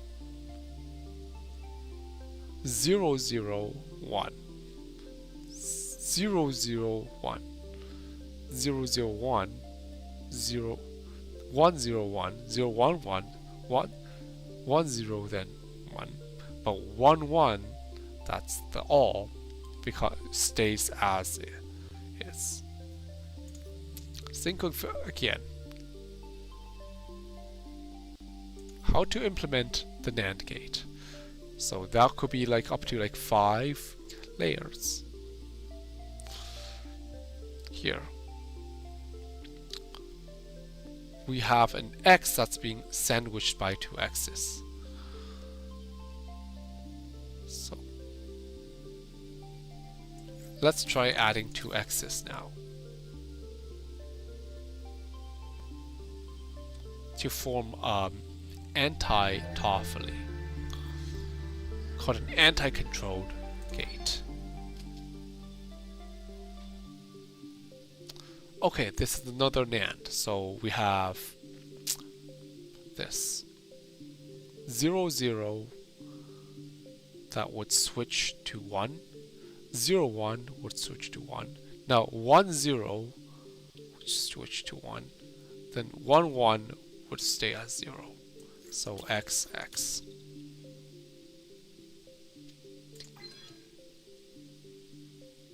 Start there.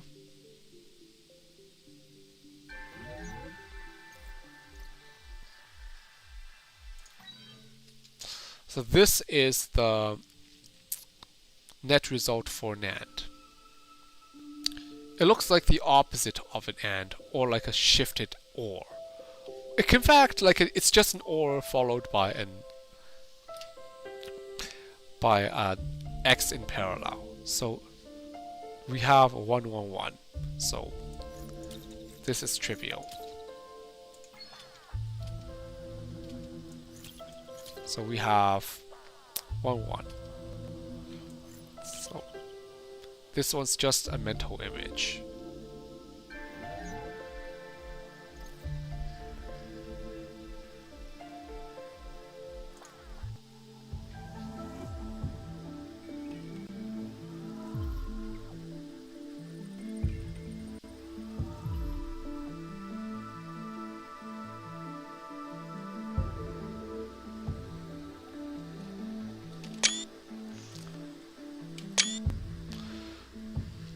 So this concludes the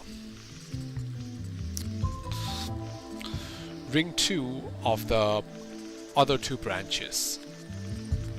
We will now move on to the red electrons. So Qubit Destruction. They're more than just tests, they're opportunities for something bigger. So these are challenges. We will start with these challenges now. So just as how I'm going to apply what I have learned in these cheat sheet I have made. So this thing is this is a 4th root of x. So the missing sage is saying, I'm opening to the door to something wilder now. I'm giving you 2 new gates. So there's an SX and then the T. This is the earliest time you can see a T gate. And the T gate is non-Toffoli. It breaks it breaks Clifford, so allows you to perform universal 1-qubit computation. Qubits hold infinitely more information than classical bits, as if we break Toffoli. Superpositions mixed with the T gate can lead into deep, inescapable information rabbit holes like TH, TH, TH, TH, T. You know that? What is the HTH sequence? Okay, here we can do that. So HT, then T, so we have HSH, then HZH,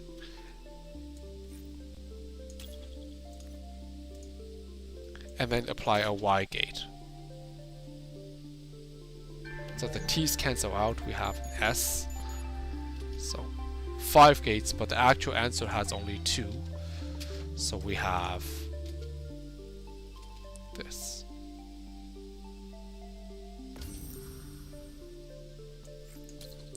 Let's try using SX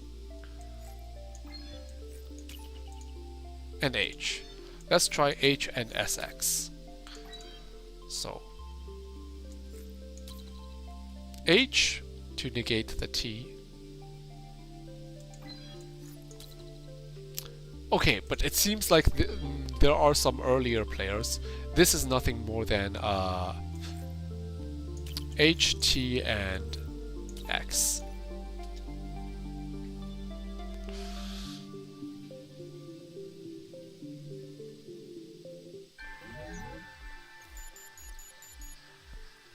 But the best answer has only 2 gates, so can you do SX and then T?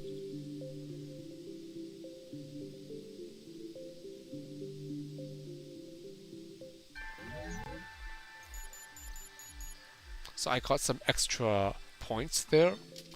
Okay, we now have SX, T, and SX.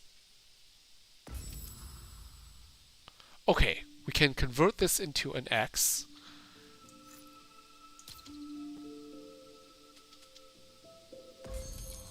And then an X again.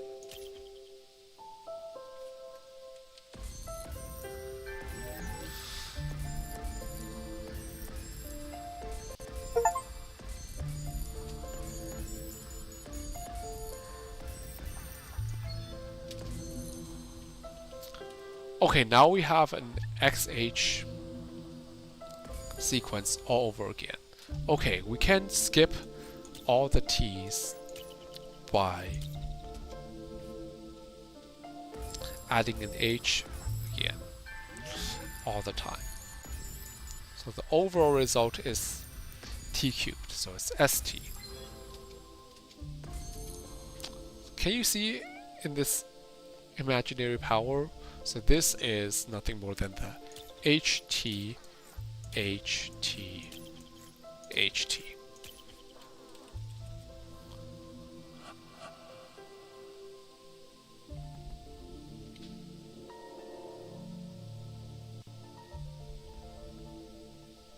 We add these two yin-yangs to form an I.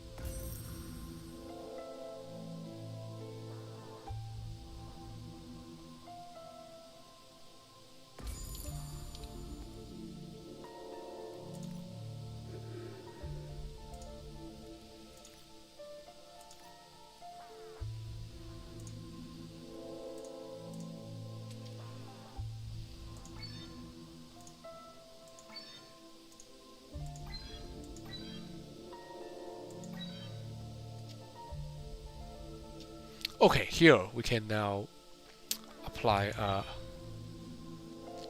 a T now. So H.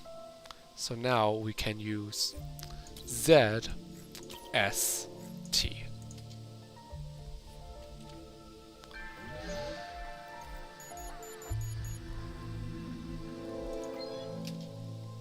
But it demands like a 3-gate solution. So let's see if this is possible for a 3-gate. So let's try an SX. Okay, so this looks kind of fine. Let's try an T gate.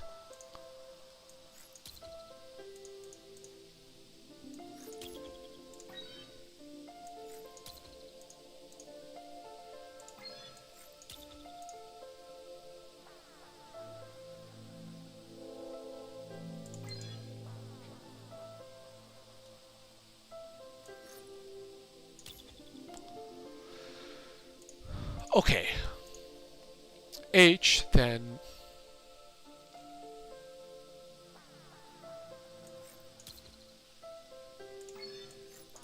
SX, SX.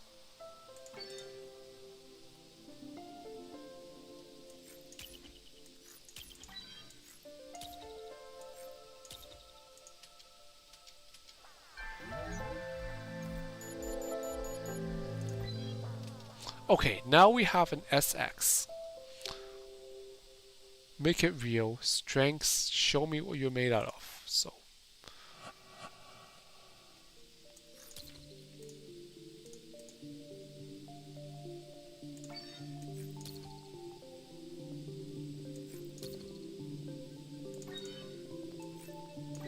let's try applying an 8 over there. So now we see it seems like the signs are matching up. So nope, it does not match up. Let's surround it with H. Now it looks fairly good. Okay. Now we apply Y. And then we apply an X. And then we apply an S.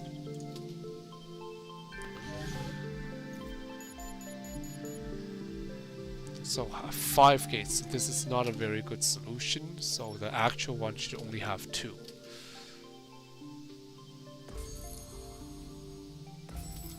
Okay, so this is actually an SX. So SX, then an X.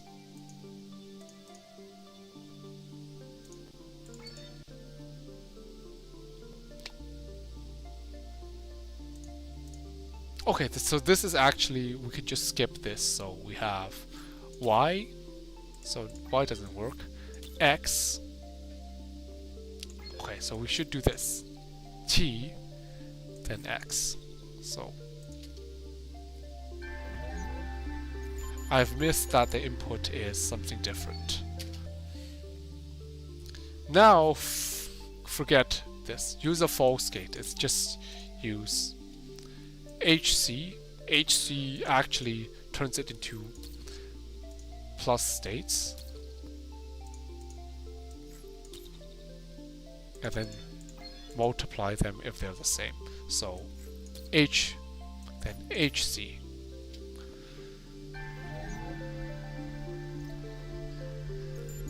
After much trial and error.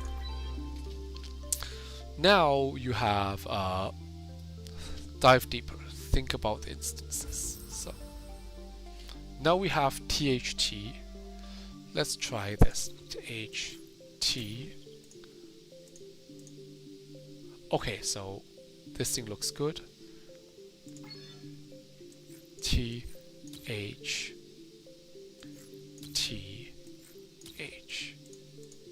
So this thing doesn't quite work, so definitely one of them might work.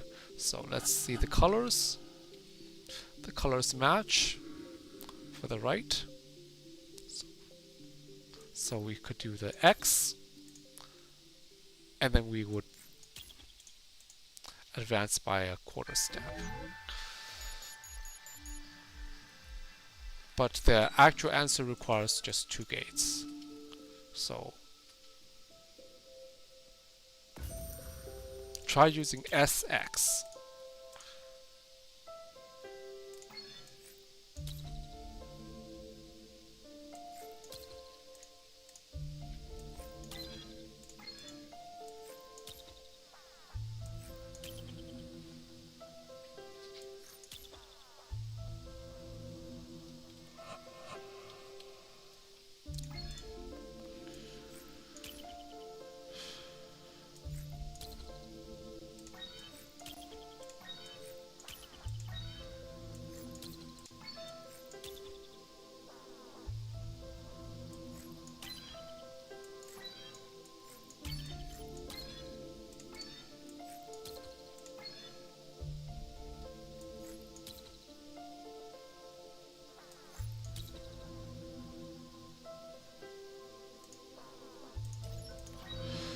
This is the new puzzle, so it's not available. I have checked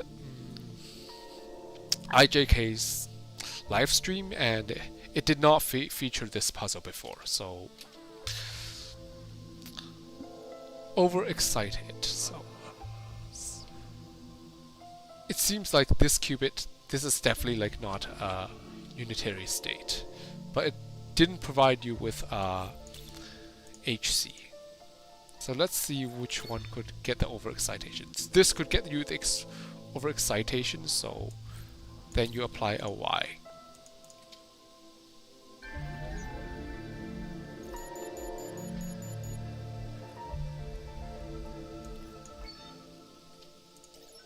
Let's see if hy would work.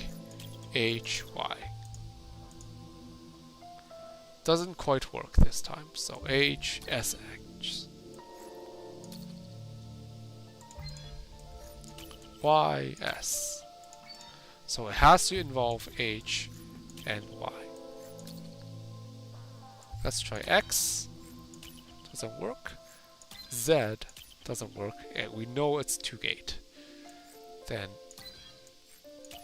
T doesn't work. SX doesn't work. Let's try SXT. So it doesn't work. XT doesn't work. YT doesn't work. XT doesn't work. ZT doesn't work. XT doesn't work. So this puzzle must have been remade.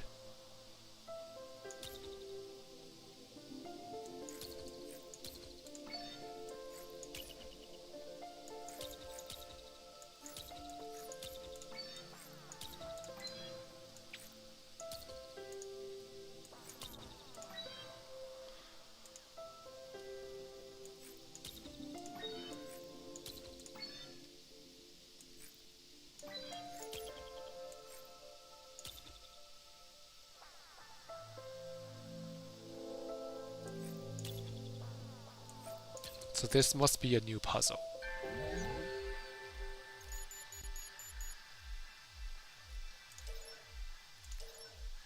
So I'm on bracket 8 this time.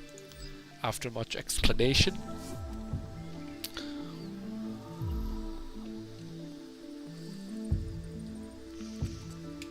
So 2-qubit warm-up. So the medium level Qubit Destruction are all single-qubit challenge puzzles. Okay, this 2 qubits more than twice as many chances to fail spectacularly. Okay, we can do a y, so to promote this to a -1 and then an s.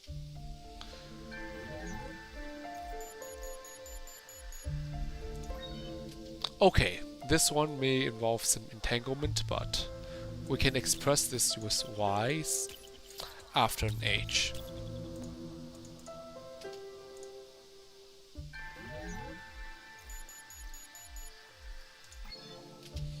Okay, this is the negative of the bound state, so we need to find a way to make it negative.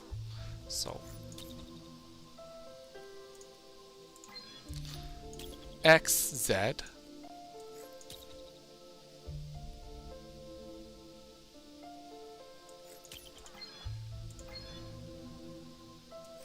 we have this, so h,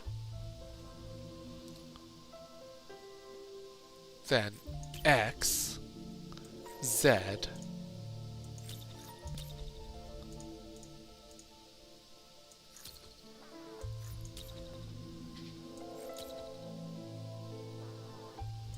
then x, so then we have control. But do you think we can use y on that? So can you do this with just 5 gates? So 5 gates. So we have y, h, then x, y.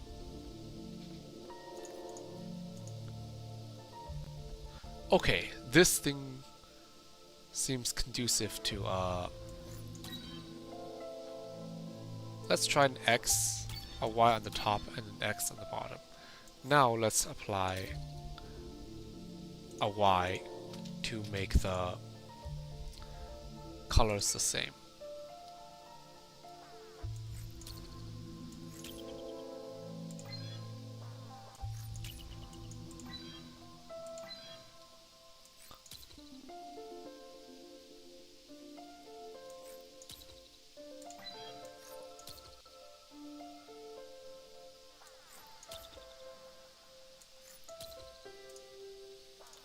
here's my attempt to use y.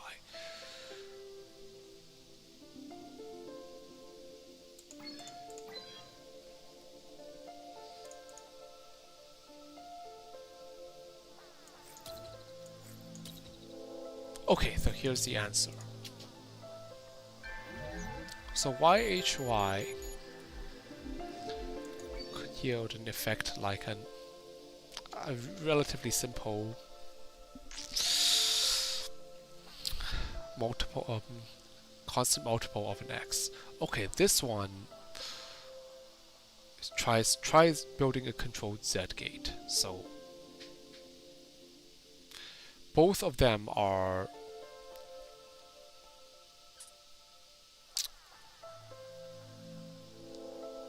in the right and left states. So this is a left state, this is a right state. This is a left state and this is a right.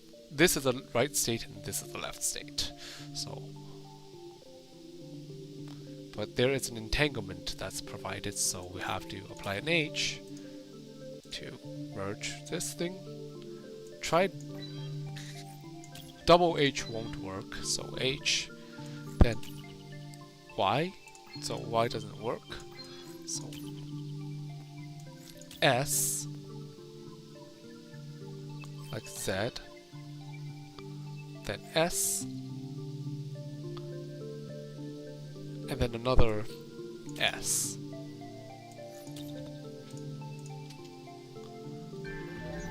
So the solution set will be 4 gates.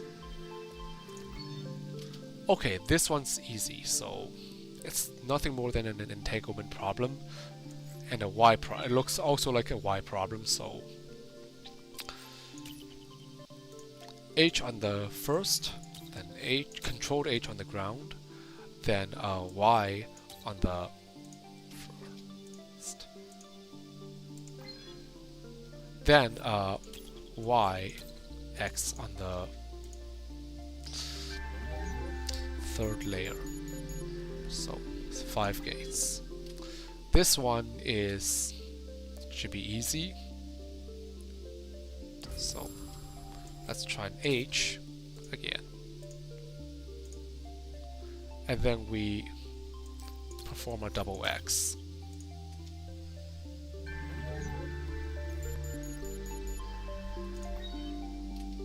This one looks slightly harder now, but these clusters you can like fit it down like a Tetris block. So let's try cancelling out the H's to see if this works.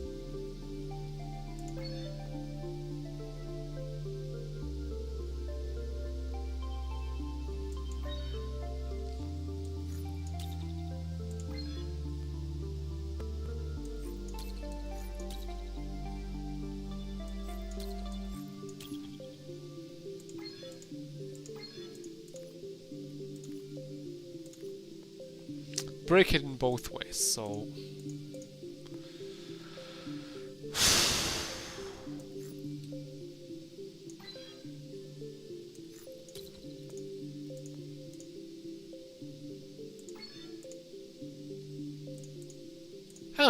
so here's the thing.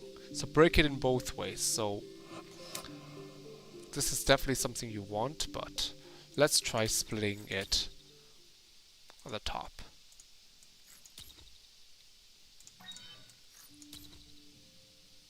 Okay, we're nearly done, so 71, 35, 35. We can then apply an X, but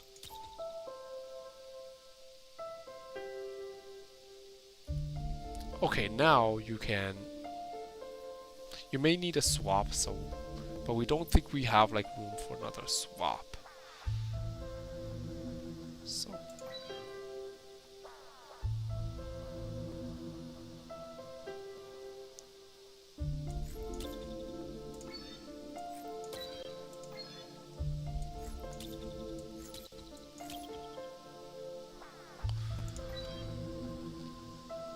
have to split one of those with H, so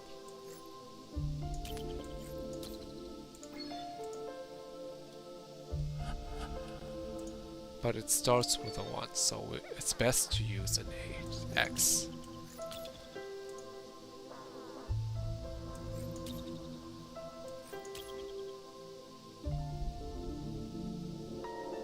Okay, so now we have like something flipped, so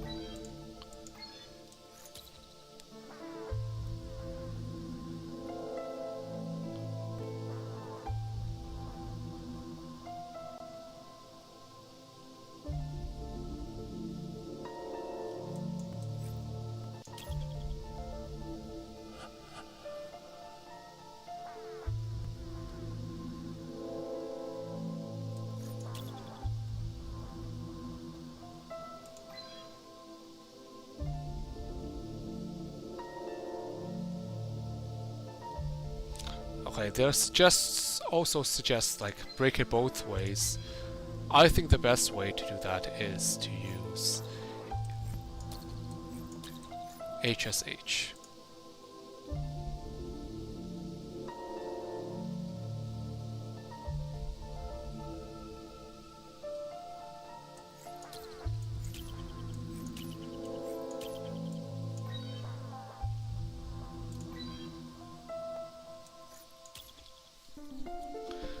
Okay, and then you have to switch the outer two now, so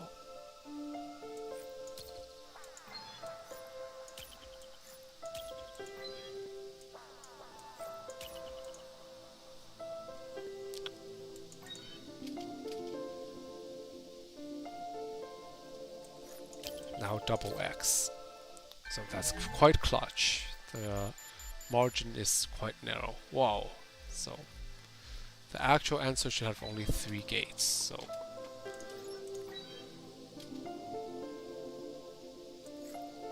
we should disable the H.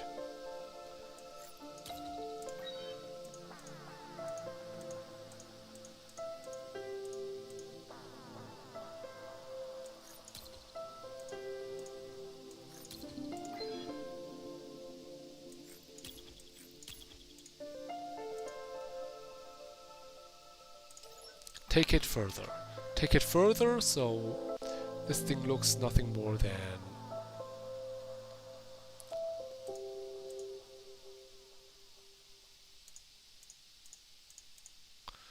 let's try adding another controlled HSH plus an X, so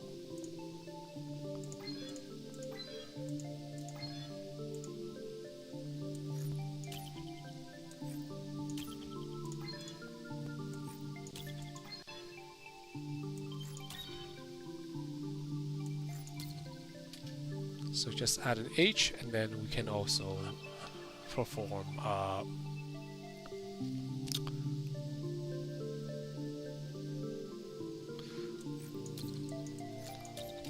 Y.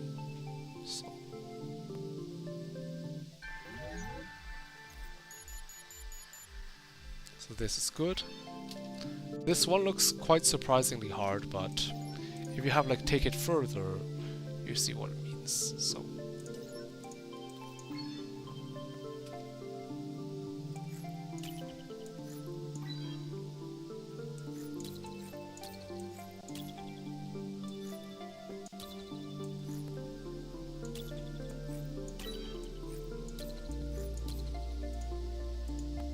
okay, now you can apply a double X. So think about applying the two SX's double SX. So 10. So we'll go back to break it both ways. So break it both ways. So there's only 3 gates you need. So first, let's try an H. Okay, so that looks like a shortcut.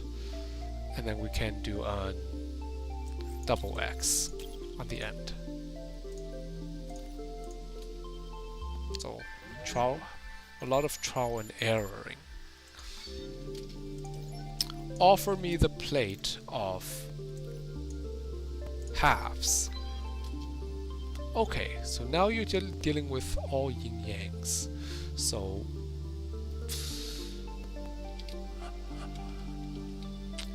there are now these 4 flavors. So yin yang.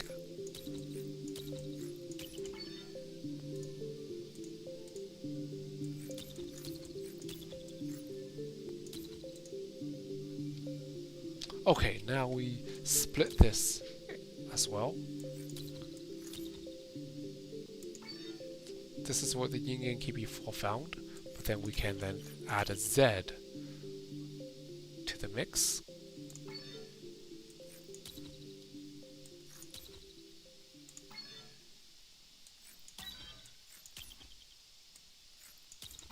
Z and then the control Z, because all 4 colors needs to be there.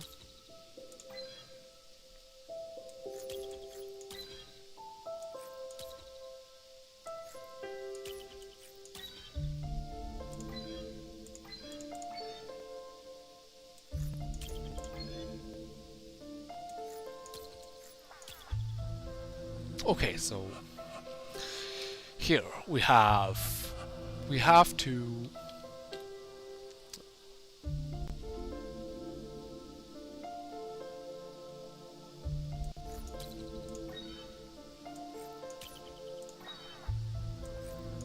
apply a Z, control Z. So now these two can be flipped. So we can do a double X, double Y, double Y. So the middle ones will be safe. So now the colors are correct. We now have to do another control Z.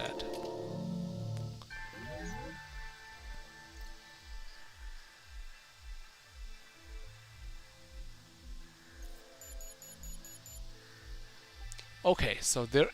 Hey, what the hell? What the hell?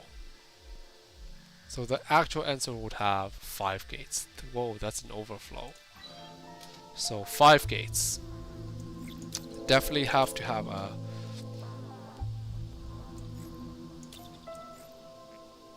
H, then S, then H.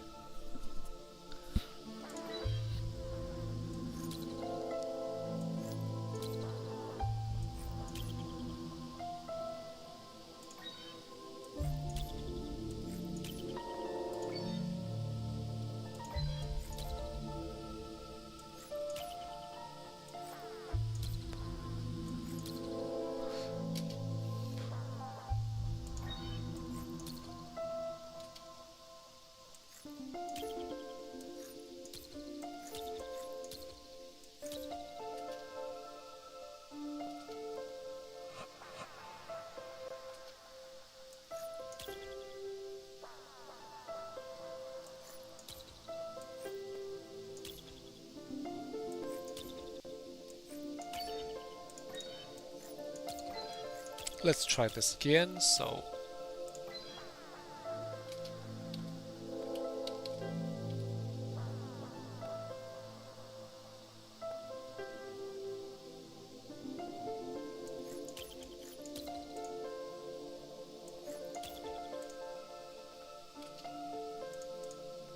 I have a 7-gate solution. So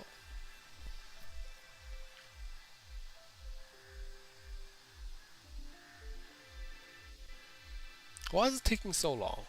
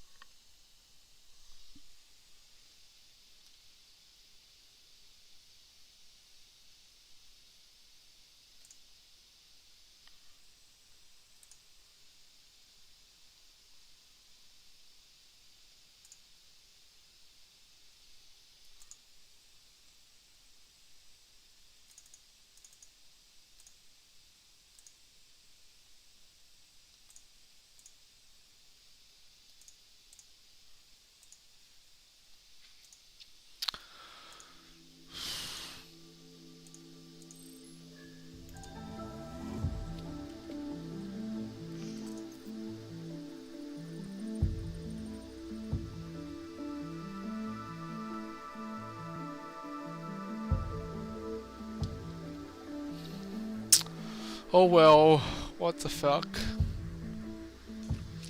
Why is it taking so long?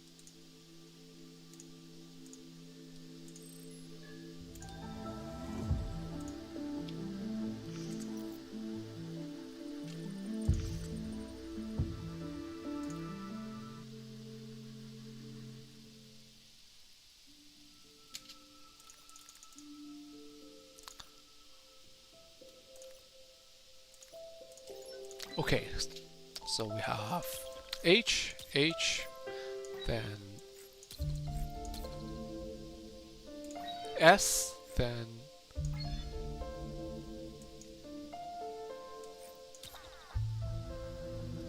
S, then Control Z, S, so H. Okay, so we have to switch these two, so Control X and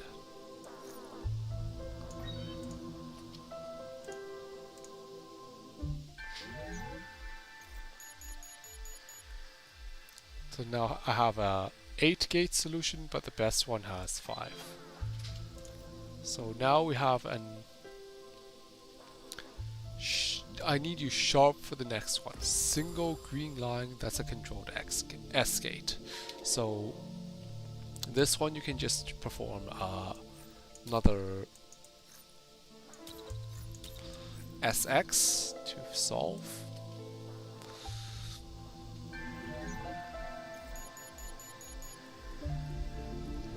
So 4 gates. So definitely like this, there has to be modifications. You are ready. Take it one step at a time. So the yin-yangs, 2 yin-yangs. This is a master gate, 2-qubit gate with the master on the 1. So let's try control gate on the ground. So HSH.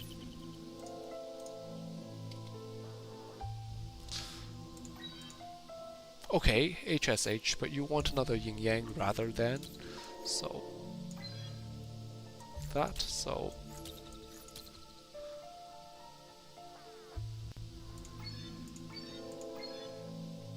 so 2 yin-yangs, so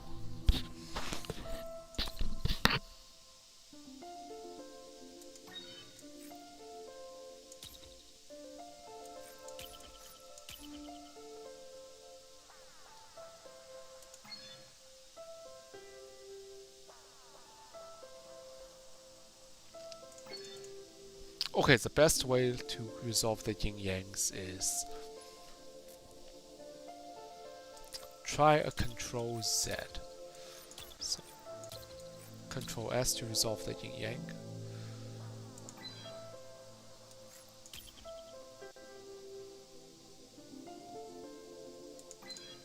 So now we will have to resolve this.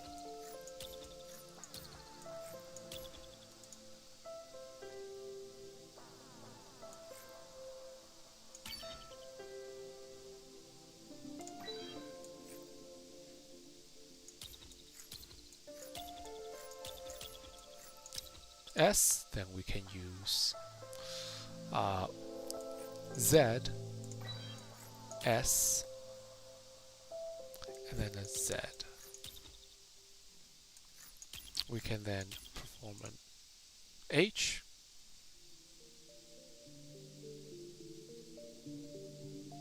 then we perform an S.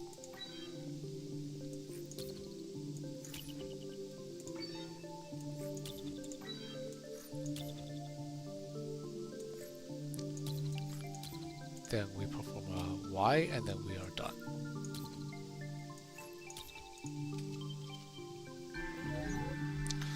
So you're ready. So I got an optimizer, 19 gates, a best has 9. I finished this, I'm on bracket 8. So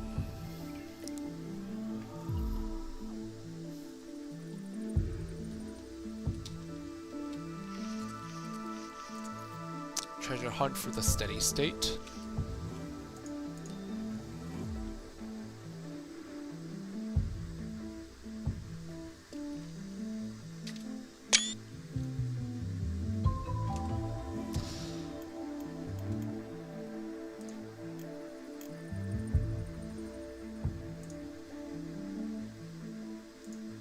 Okay, so this concludes our very, very special session, the Juneteenth, the federal holiday.